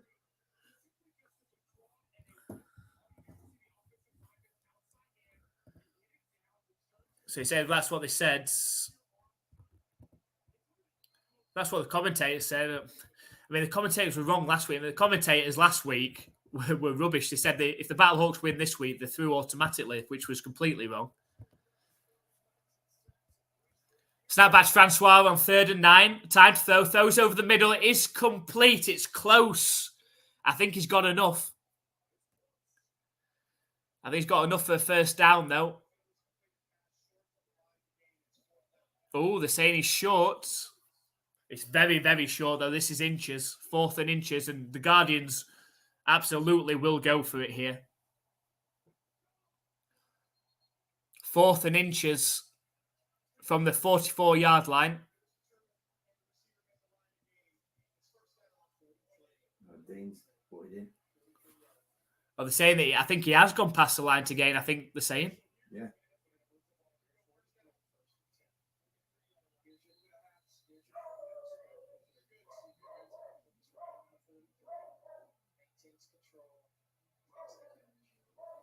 They have given the first down.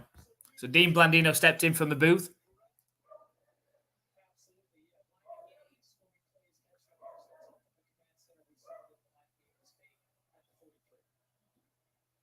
So you'd rather see that. You want to see the correct call being made. It looked like he got enough, to be honest. So first down, Francois throws over the middle. Oh, it should have been an interception. Francois was under pressure and just launched it straight down the middle of the field, and it hits the hands of the Battlehawks safety and bursts through. Should have been an interception. Oh, he had no pressure on him either. Camera cut to head coach Anthony Becht, and he knows that was a missed opportunity. Every possession counts in this game, whether it's defense or offense. Snap back to Francois. It's a handoff up the middle. Only gains a yard. It's going to bring up 3rd and 9.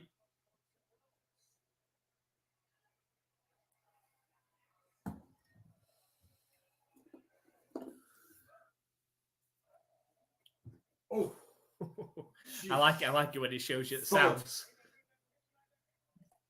Is that Soccer mum's yeah. helping him up.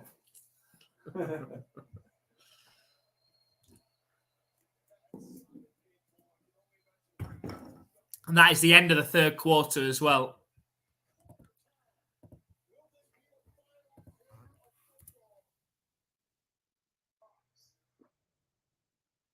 So the score is Battlehawks 39, Guardians 20.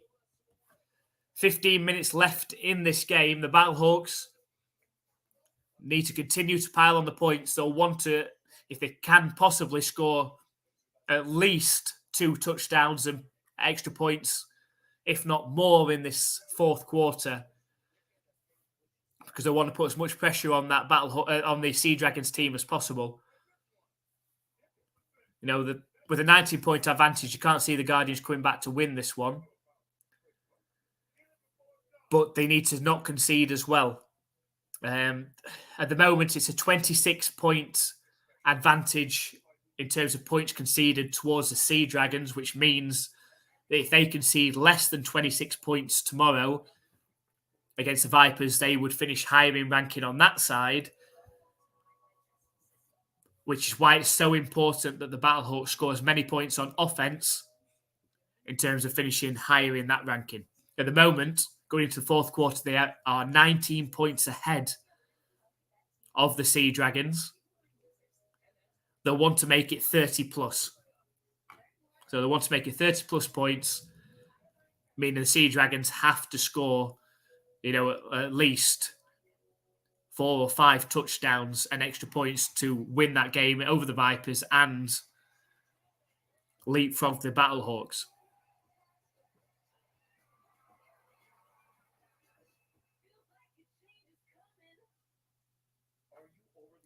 So we'll see how many points the Battlehawks are able to put on the Guardians.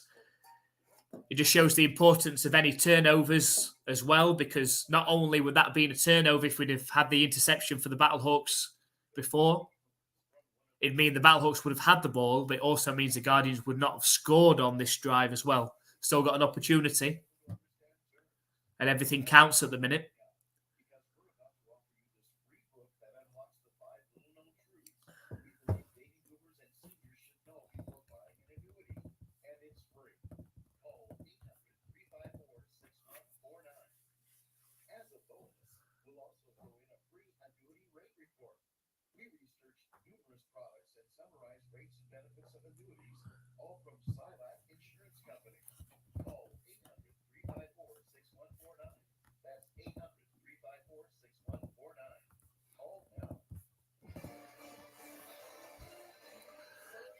It's interesting that, like, showing the attendance. The attendances have gone down.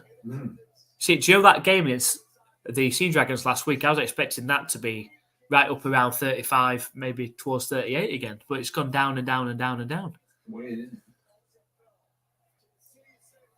But still, the Battlehawks attendance has been way above anything else. Yeah, you see the merch and stuff that's been purchased. So 3rd and 8 for the Guardians. They're on the 42-yard line of the Battlehawks. Fired in from Francois. It is complete, but he's 2 yards short. You imagine the Guardians are going to go for it on 4th down, 4th and 2.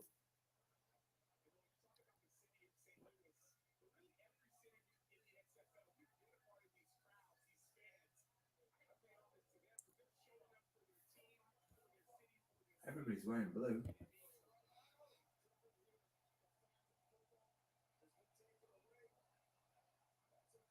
So 4th and 2 from the 35-yard line.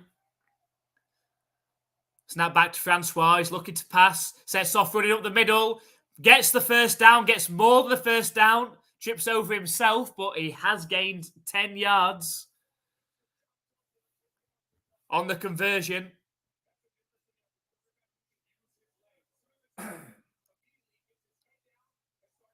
Tried to make a move, Francois, and end up tripping himself up. Again, the camera flicking over to head coach Anthony Beck for the Battlehawks, knowing every stop is so important.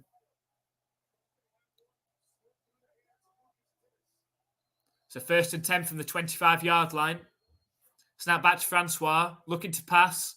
Fires deep to the right side. It could be an interception. It is an interception at the 3-yard line and returnable from the 10. He's up the 20, at the 30, and brought down at the 44-yard line.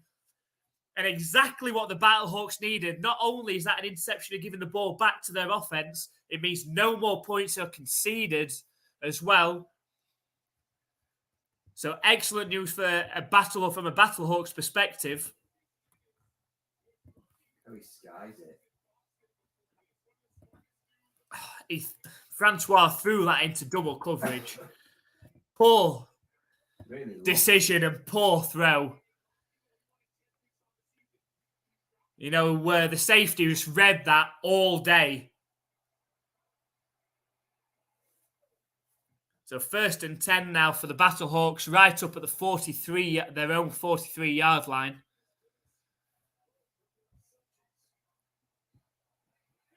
Trips formation out the shotgun for AJ McCarron.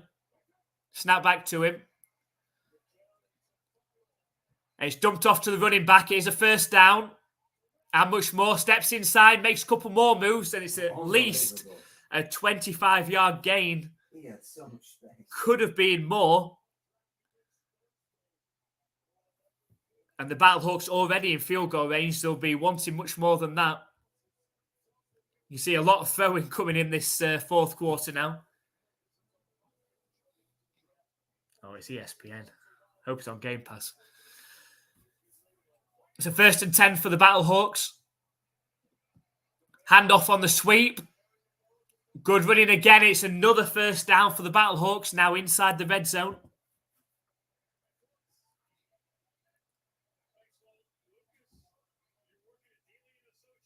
You renewed Game Pass.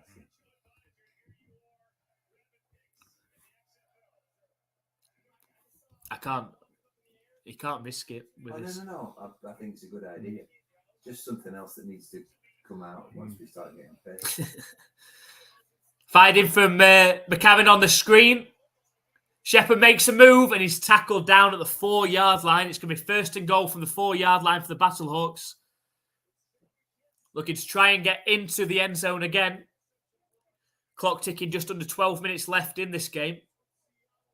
I say the Battlehawks want at least 2 more touchdowns and extra point conversions. They want to be putting the Sea Dragons under that scoreboard pressure tomorrow against the Vipers. So 1st and goal from the 4-yard line.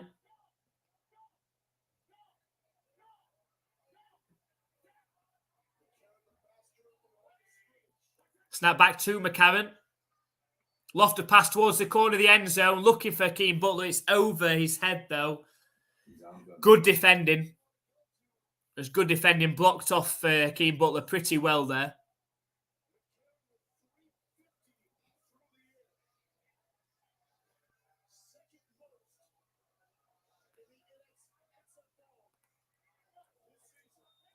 I see, he slipped up there, said NFL. AJ McCarron in this game, 22 of 28 for 350 yards and 4 touchdowns, no interceptions. 2nd and goal. It's a pass towards the end zone back. Oh, what a catch! What a catch from Shepherd. One hand. Back shoulder throw from AJ McCarron. It looked like he had the ball was fired in too far for Shepherd to reach back, too hard, but managed to reach out with his left hand and snag it one-handed. A great catch. It is a touchdown for the Battlehawks. And that extends their lead to 45-20 in this game. An excellently thrown ball. That's 5 touchdown passes now for AJ McCarron. And exactly what they needed. How many extra points are they going for on this occasion? Tried a 3-pointer last time. It didn't work out for them. They're going back to the 2-point conversion. Empty backfield. 3 receivers out to the right for McCarron on this one. Snap back to McCarron. Quick fire throw. It's behind Gary Jennings. He smashed it, didn't he? There is a flag, though. There is a flag. How do flags work on these things?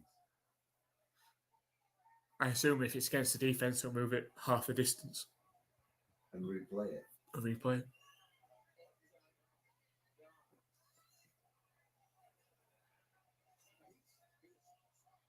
Can find out what this flag is.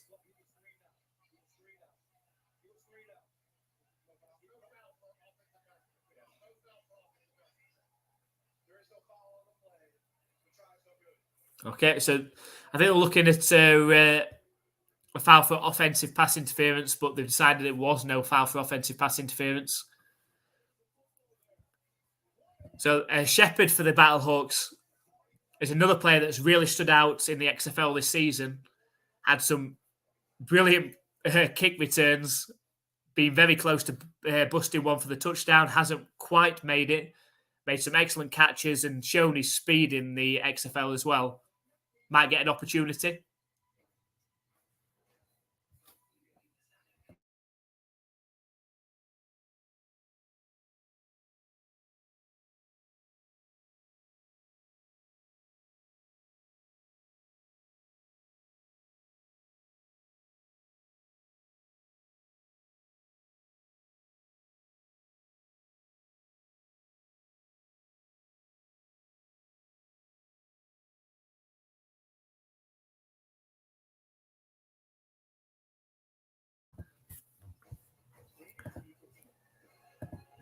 So the Battlehawks leading this one 45-20.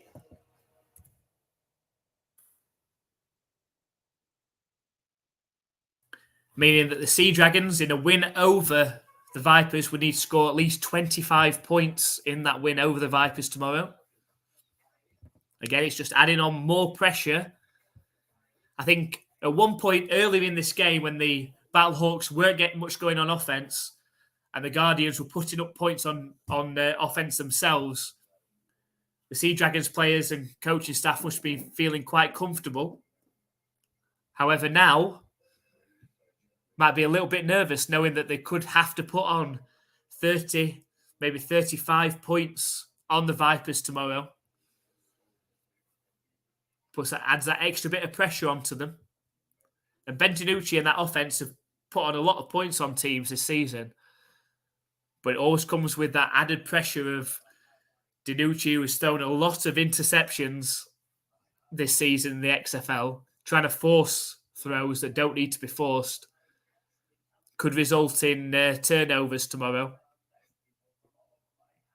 I mean, if you're a betting person, you can bet bottom dollar that that DiNucci will throw at least one interception tomorrow.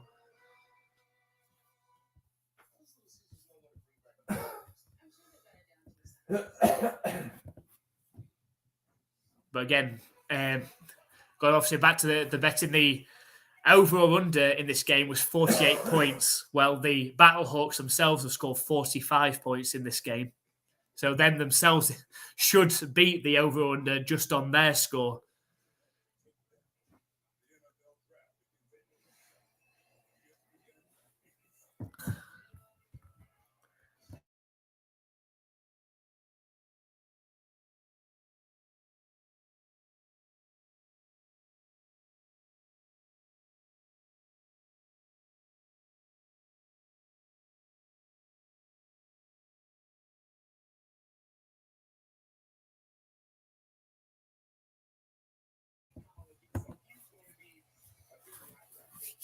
So they're ready to kick off back to the Guardians. Kick is up. Returnable from the 10-yard line. Breaks 2, 3 tackles, 4 tackles. Keeps his legs going. And eventually tackled down around the 35-yard line. I imagine we're going to see Quinton Dormady step back out, especially after that throw from Francois.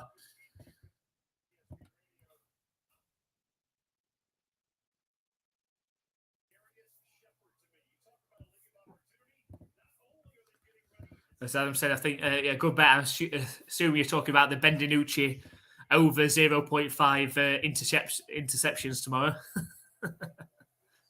So 1st and 10. It is Dormady back out there. Throws it in short. It is complete. Gains 3 yards on the first down completion.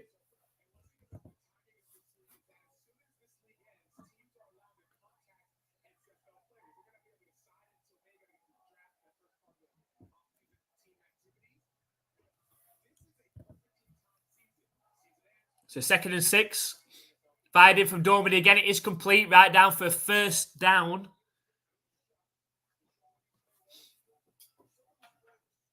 For the Guardians. All the way up to their own 46-yard line.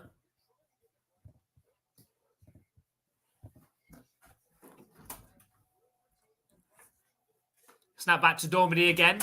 Fired in. It's complete. Receiver pushed out of bounds after an 8-yard gain.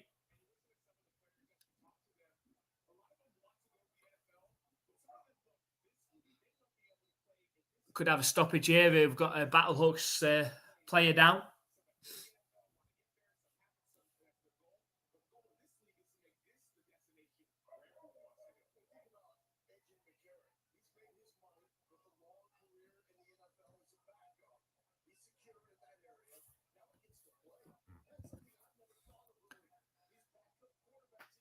Showing again the stats for AJ McCarron today. 23 of 29, 354 yards, 5 touchdown passes, no interceptions. An excellent game for him. Just a reminder that AJ McCarron turned down a $4 million deal to be an NFL backup quarterback for a $60,000 contract in the XFL, so he could play and so his sons and his children could see him play. So, admirable decision. 2nd and 1 now for the Guardians from the 45-yard line of Battlehawks. Dormady fires it in. It is complete. Receiver pushed down at the 35-yard line.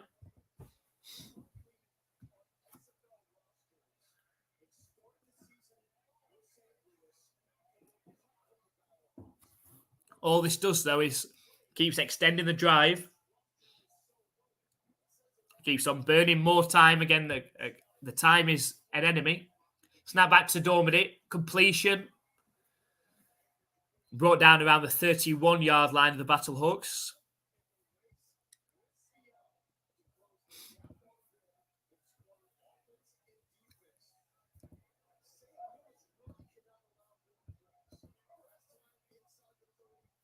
So 2nd and 7. Empty backfield for Dormady.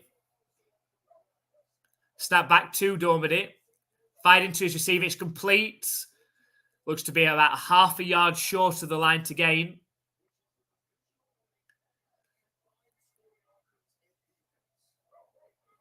Again, commentators just said it. Looking at head coach Anthony Beck, they know they need to not concede any more points. It's 3rd and 1. Empty backfield for Dormady. Snap back to Dormady. Sets off running on the QB draw. It is a first down. Gains 5 yards inside the red zone.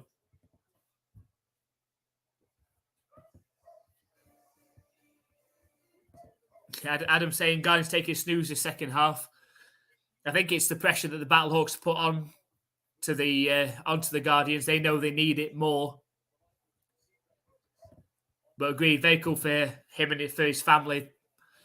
You know, he's put his family first in terms of childhood memories, that's for sure, AJ McCarron. 1st and 10, AJ, it's a bounce. 1st and 10 for Dormady. It was thrown in just short of the receiver. It's incomplete. We'll bring up 2nd and 10. Battlehawks know that they need to create a turnover now. They know they're going to have opportunities because there's no way the Guardians are going to be kicking a field goal on this drive. So it's either going to be a touchdown this or it's going to be a turnover.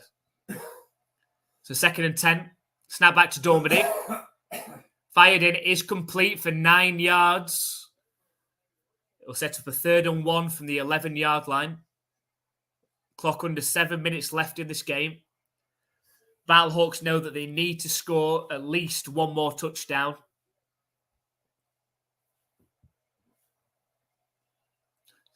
It's a handoff up the middle on 3rd down. It's a first down conversion as well. 5-yard gain. This will be 1st and goal for the Guardians.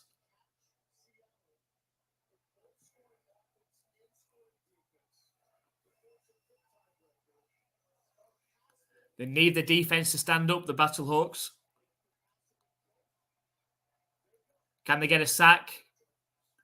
Snap back to Dormady, thrown towards the end zone. It's an opportunity. It's over the heads of both the receiver and the cornerback. Looking for the big-bodied receiver, Thomas. He's going to set up a 2nd and goal from the 6-yard line. Well, like he pushed off anyway. So I know what you're allowed to.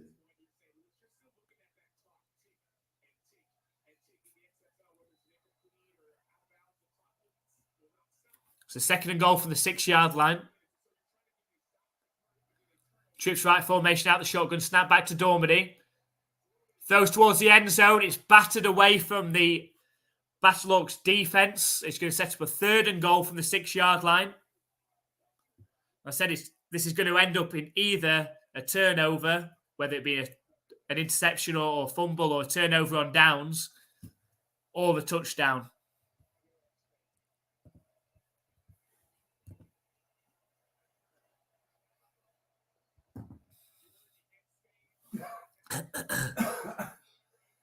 Are we behind then? Must be. 3rd and goal. Snap back to Dormady. Looking end zone. It's fired in, and it is the touchdown for the Guardians. That's going to hurt the Battlehawks a little bit in terms of points conceded.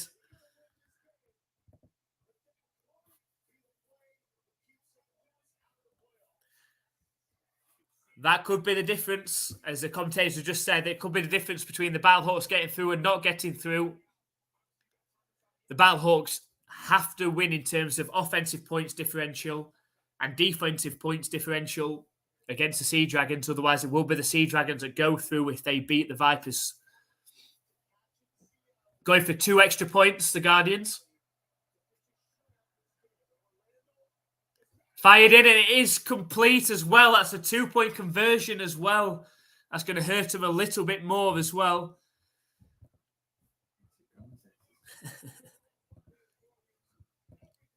Hey, what would we rather? I know.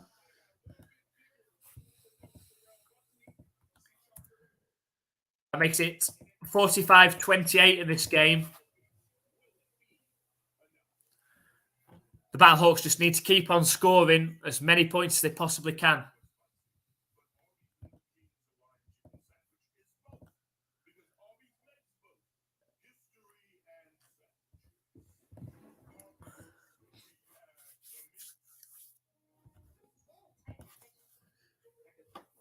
It's more than likely, if you're a Battlehawks fan,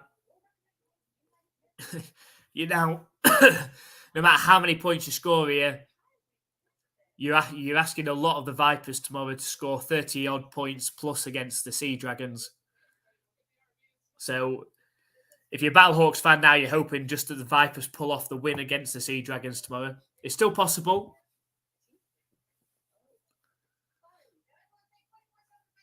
You know, the Sea Dragons have probably, other than the defenders, have been the 2nd most consistent team in the XFL this season.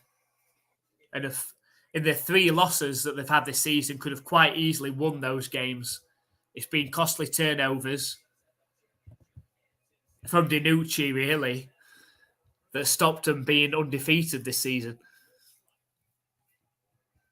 So you never know tomorrow. The Vipers can play free just like the Guardians have in this one.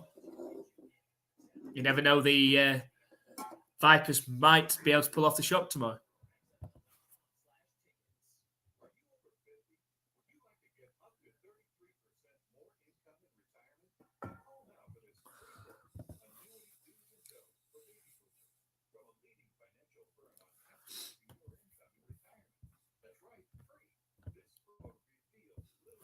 That's why we're the break between possessions. We're going to take a short break.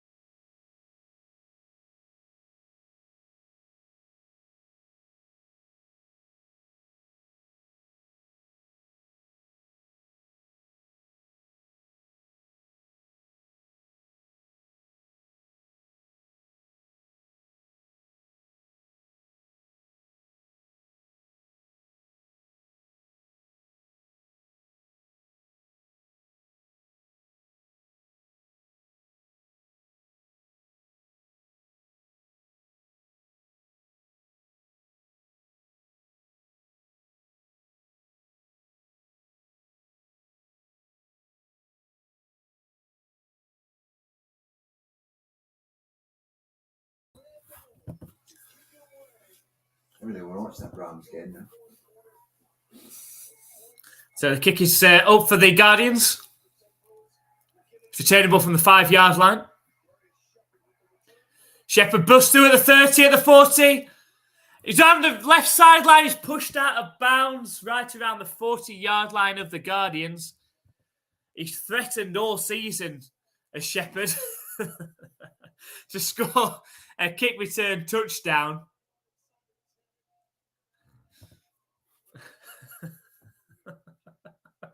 I like how that producer has decided to stick with that. Yeah. So the Battlehawks are set up in excellent starting field position again. Guardians aren't ready. It's an empty backfield for AJ McCarron, already thrown 5 touchdowns in this game. Looking for more. Snap back to McCarron. Fires it in. It's completed to Shepherd. He's inside the 10-yard line. So the Battlehawks are going to be first and goal.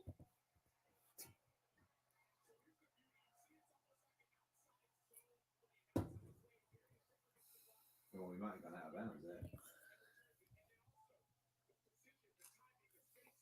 I wonder what AJ McCarron's going to do next season. If he got offered the NFL, would he go back to the NFL, or is he going to stick with the XFL from now? Interesting. Which NFL team offered it? Bengals. He's not going to play first, though. He's going to be behind Joe Burrow, isn't he? So I think he's going to stick with XFL, I think. Unless somebody like... Snap back to McCarron. It's a handoff up the middle to Gary Jennings. Makes some moves. He's down to the 4-yard line. It'll be second and goal from the 4.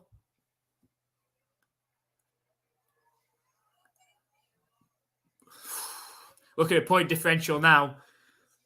The Sea Dragons would have to concede 34 points to the Vipers.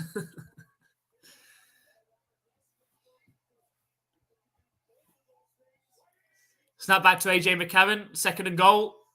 Looking end zone to Aitman. Oh, Aitman wasn't ready. Tried to bring it in one-handed. Couldn't. It was good defending. It's going to be third and goal from the 4-yard line.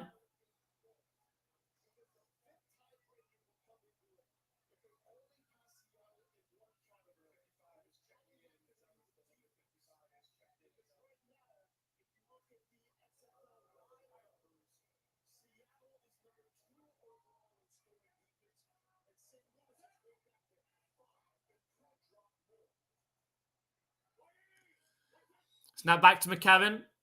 Looking end zone. One-on-one matchup to Hakeem Butler. There is a flag. It felt incomplete. Holmes knocked the ball away. But there is a flag. We'll see what this one is. It is pass interference, so the ball's going to be spotted at the 1-yard line.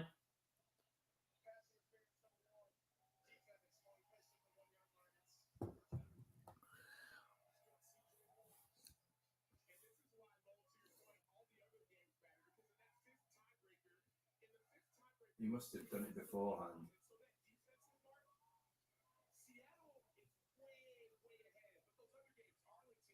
Was he holding him before? So this is what he said about the 5th tiebreaker. Sounds like the Sea Dragons are way ahead in that one. So first and goal. It's a handoff up the middle. Good tackle. Just gets back to the line of scrimmage. It'll be second and goal from the 1-yard line. The clock continues to tick.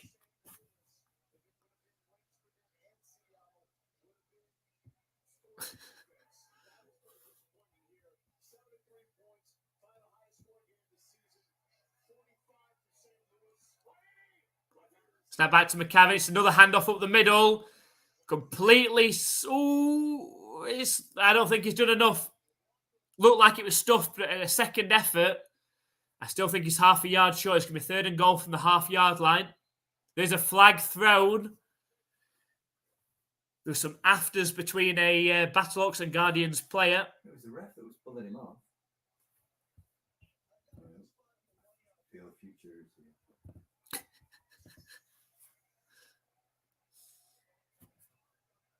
Looks like unsportsmanlike conduct.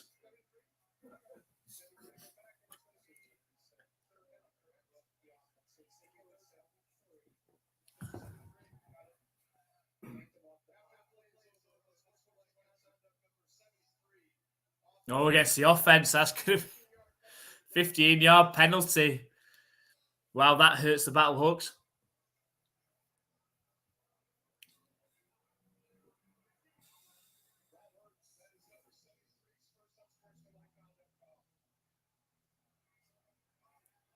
What for?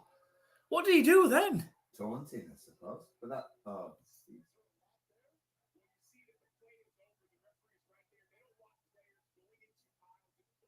that, that was minimal, that. I like Rotherham penalty earlier, that.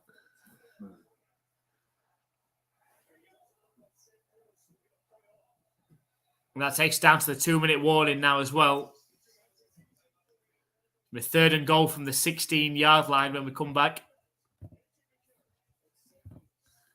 So, as Adam said, it was for pushing in the pile.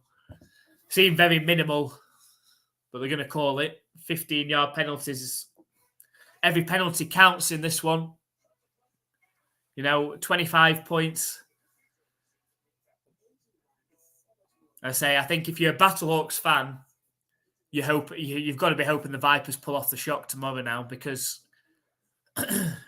even if, let's say, the Battlehawks score a touchdown here and get the 2-point conversion, so they'll be at 53 then. So that's 33 points that the Sea Dragons have to score and win tomorrow. There's no way that the Sea Dragons are going to concede 30-plus points against the Vipers. So even if the Sea Dragons won tomorrow, didn't score 33 points, they're not going to concede more than 30 points, obviously. It means that they would tie in that tie break, but then the Sea Dragons comfortably own the next tie break after that, which I'm not sure what it is, but the commentator said what it was. But something I don't know. Records or something. I don't know. I don't know what it was after that, but the Sea Dragons seem to own it. So if you're a Battlehawks fan from this point now, really, go Vipers. You're hoping the Vipers win because that's the only way the Battlehawks are getting through now. They've conceded way too many points in this game. You needed to win this game 45 or 53-8. You can't concede 28 points. You've conceded too many points. That 84-yard fake punt has really hurt him.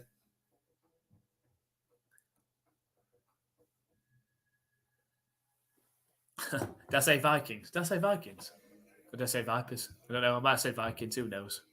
Did I say it? I'm not a bit. I said for Vikings. I meant to say Vipers. I might say Vikings. Who knows? We're doing the. It's because we've been doing the draft video today, so that's my excuse. Cheers.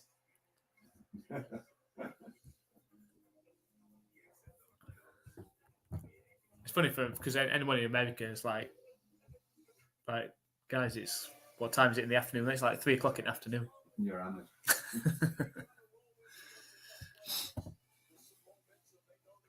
See, Amu's there. Look, he said that. I thought Derek King would play more. We'll see.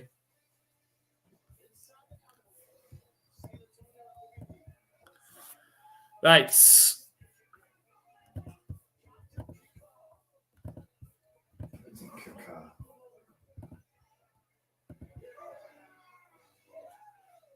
Let's see, 16-yard line.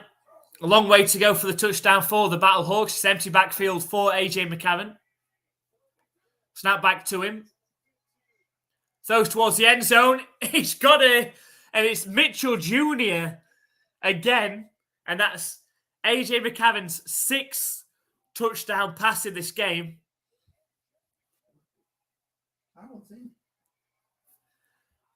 And that's going to add another 6 points onto the Battlehawks score.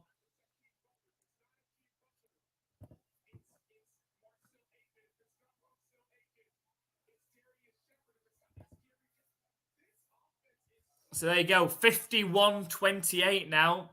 How many extra points are you going to go for?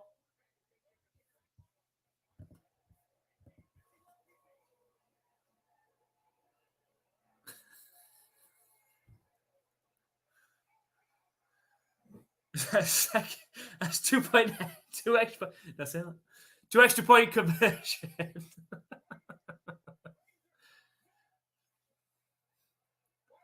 Empty backfield for AJ McCarron. Snap back to him. Fires it out to Butler.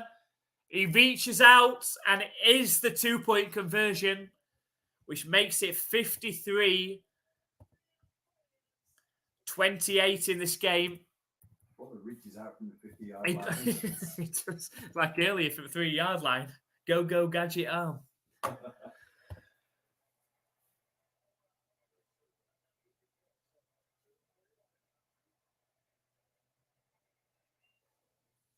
What did he say then? It's like he was asking the ref. Shall I go for 2 or 3? So there you go. So the Sea Dragons need to win by 34 points. Is it 35 points? Tomorrow. The points scored and points allowed balance each other out. They're the same, yeah. They need the Vipers to win.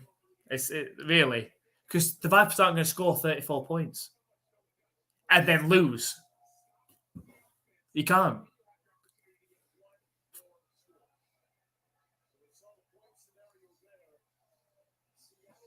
Got 81 points in this game so far.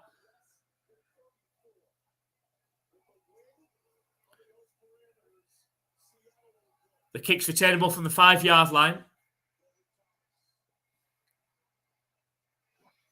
Tackle down at the 25-yard line. I'd say it really comes down to now. It comes down to the Battlehawks need the Vipers to win.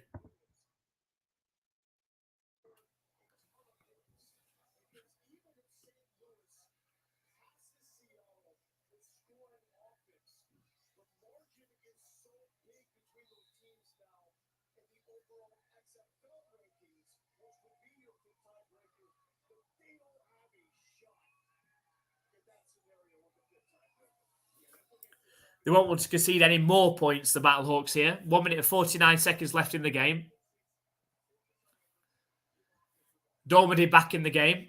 Quick fired out on the screen to the left. Pushed out of bounds. Looks to be about a 4-yard gain.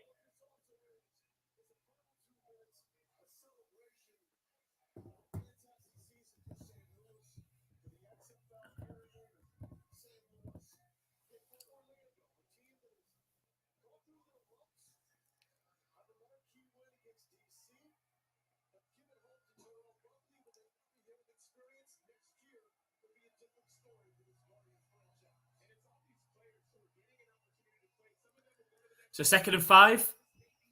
Empty backfield for Dormady. Pump fake, sets off running, slides down. After a 2-yard gain, it's going to set up a 3rd down. I wonder if the Battlehawks will start taking timeouts here. They do. They do take timeout. You're 53-28 up and you're taking timeouts.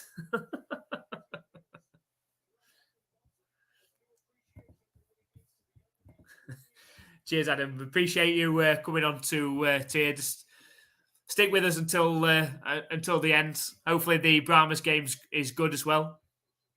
No, we appreciate that, Adam. And I say, hopefully the Brahmas game is good.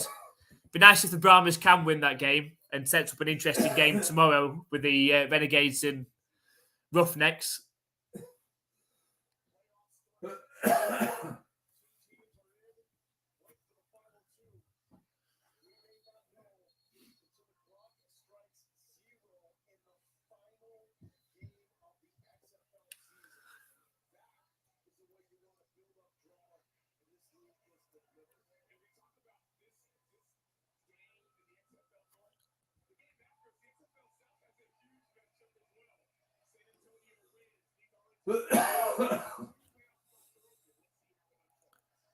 So 3rd and 5 for the Guardians. Fired in. Incomplete. Which means it'll be 4th and 5. And the Guardians surely going to punt here, which means that there will be another punt and another opportunity for the Battlehawks to score another touchdown.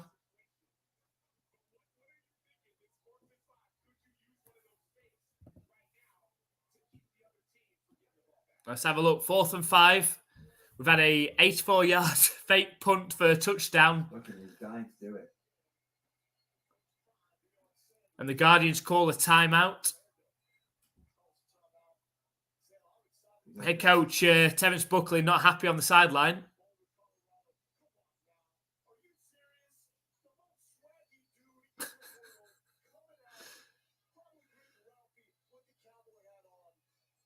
Is that snow? Is that snow? Outside? No, I can't. What was it then?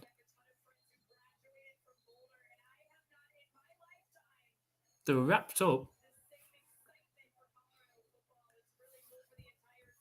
It didn't say what that guy's name was. Who? Deion Sanders. All right.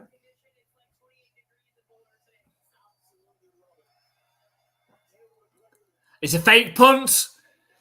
Lofted pass up in the air.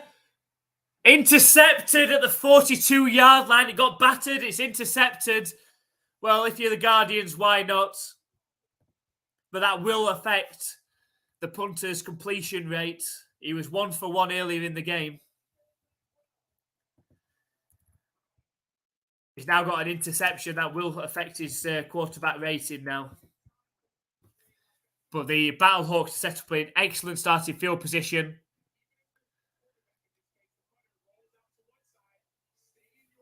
They've now got the ball at the 42-yard line, an opportunity to add even more points. Could AJ McCarron throw for a 7th touchdown in this game? I say it comes down to this point. It's a conversation I had earlier. Does it make teams think earlier in the season we need to load on points? It's only a 10-game season. Tiebreakers could happen.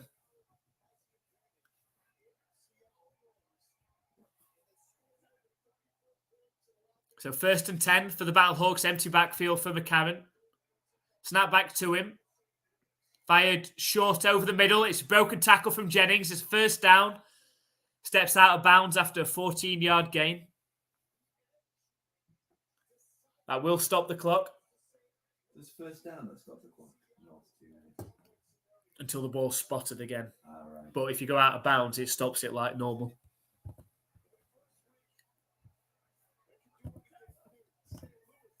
So 1st and 10. Trips right formation out the shotgun from the 28-yard line for the Battlehawks. Snap back to AJ McCarron. It's a screen. He gains 2 yards.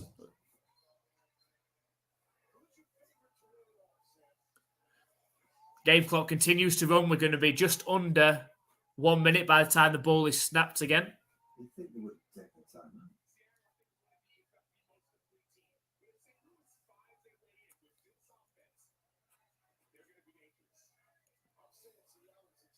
Snap back to AJ McCarron, empty backfield. It's completed. The ball is knocked out the end. I think they've called it a catch, but I don't think it was.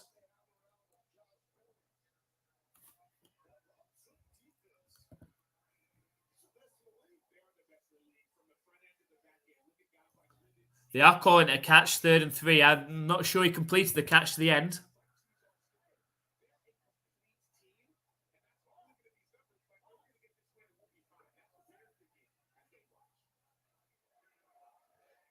Empty backfield for AJ McCarron. Snap back to him. Under pressure, the ball comes out. It's picked up by a lineman. The lineman's taken off and slides down.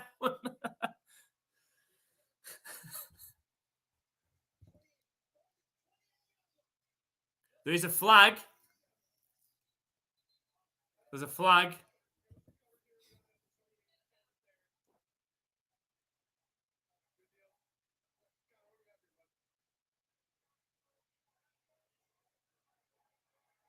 See what this flag is.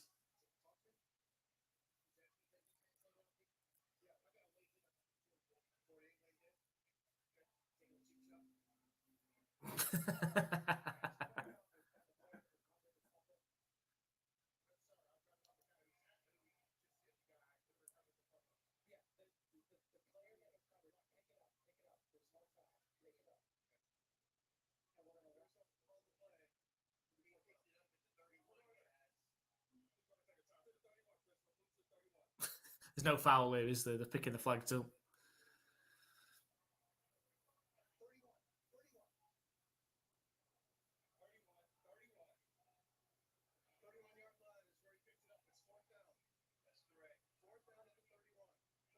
Or he's not allowed to run with it, you know? No.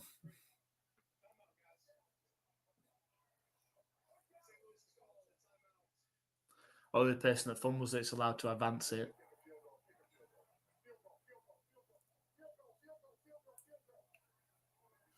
So the Battlehawks going to opt for a field goal rather than go for it on 4th and 13. Or are they? Or are they? Yes. As Andy's just said, correct. Hageman's kicked a 59-yarder this year, so should be able to kick from here.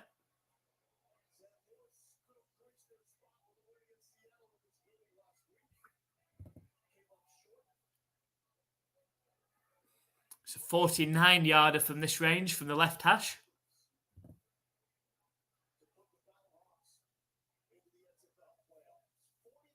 Snap back. Oh, the kick looks like it's no good. It's wide to the left.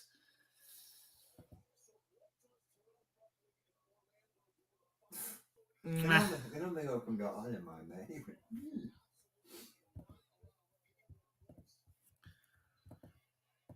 You expect Hageman to kick it over from there. He doesn't.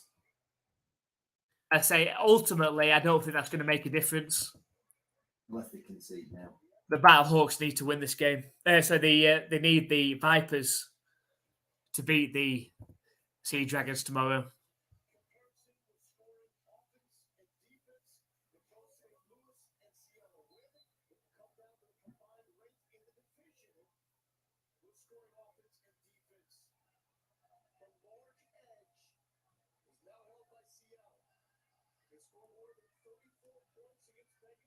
What is he kicking off about?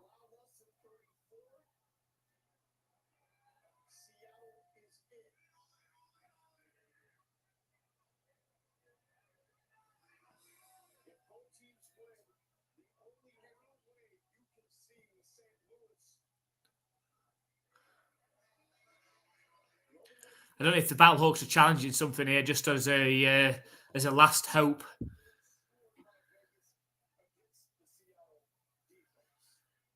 You've got a challenge, and you so you think, well, I've challenged something.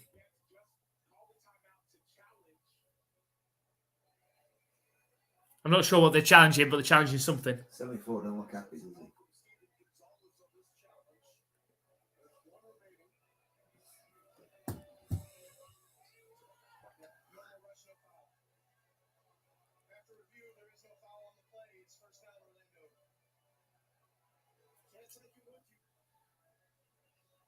Hey, we didn't even see what they're challenging. Yeah. Be interested to see what the Guardians do with 30 seconds left. Are they just going to knee, run the clock out? They are. They're just going to knee.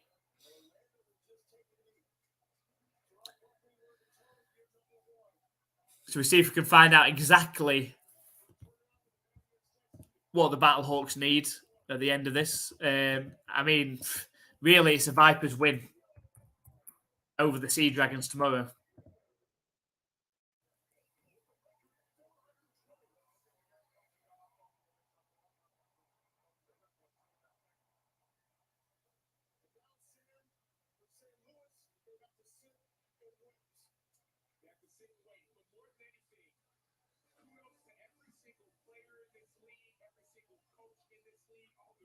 So, at the moment, they're equal, aren't they? Seattle have scored more points, but they've allowed more points. Yeah. So that, if you're just doing goal difference, they're on 0. But so if Dragons win tomorrow, they've won because they're obviously going to score more than they allow to win, aren't they? It is snow.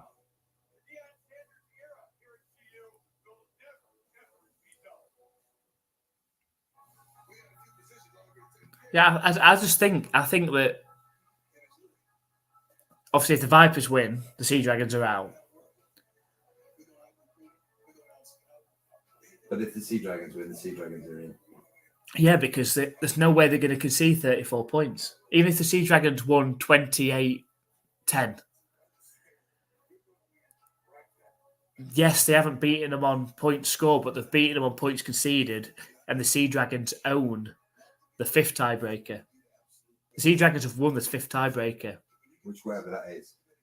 Whatever that is. I can't remember what it is, but they were talking about it. So it also comes down to the Battlehawks need the Vipers to knock off the Sea Dragons tomorrow, which you just never know. In the XFL this season, I mean, the Guardians have finished this season 1-9. They've won one game, the Guardians.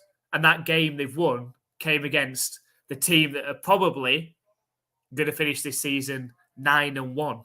So you never know. In a divisional matchup, when you're playing just for pride and you can throw in some fake punts and you can throw in some fake plays as a Vipers team, you just never know.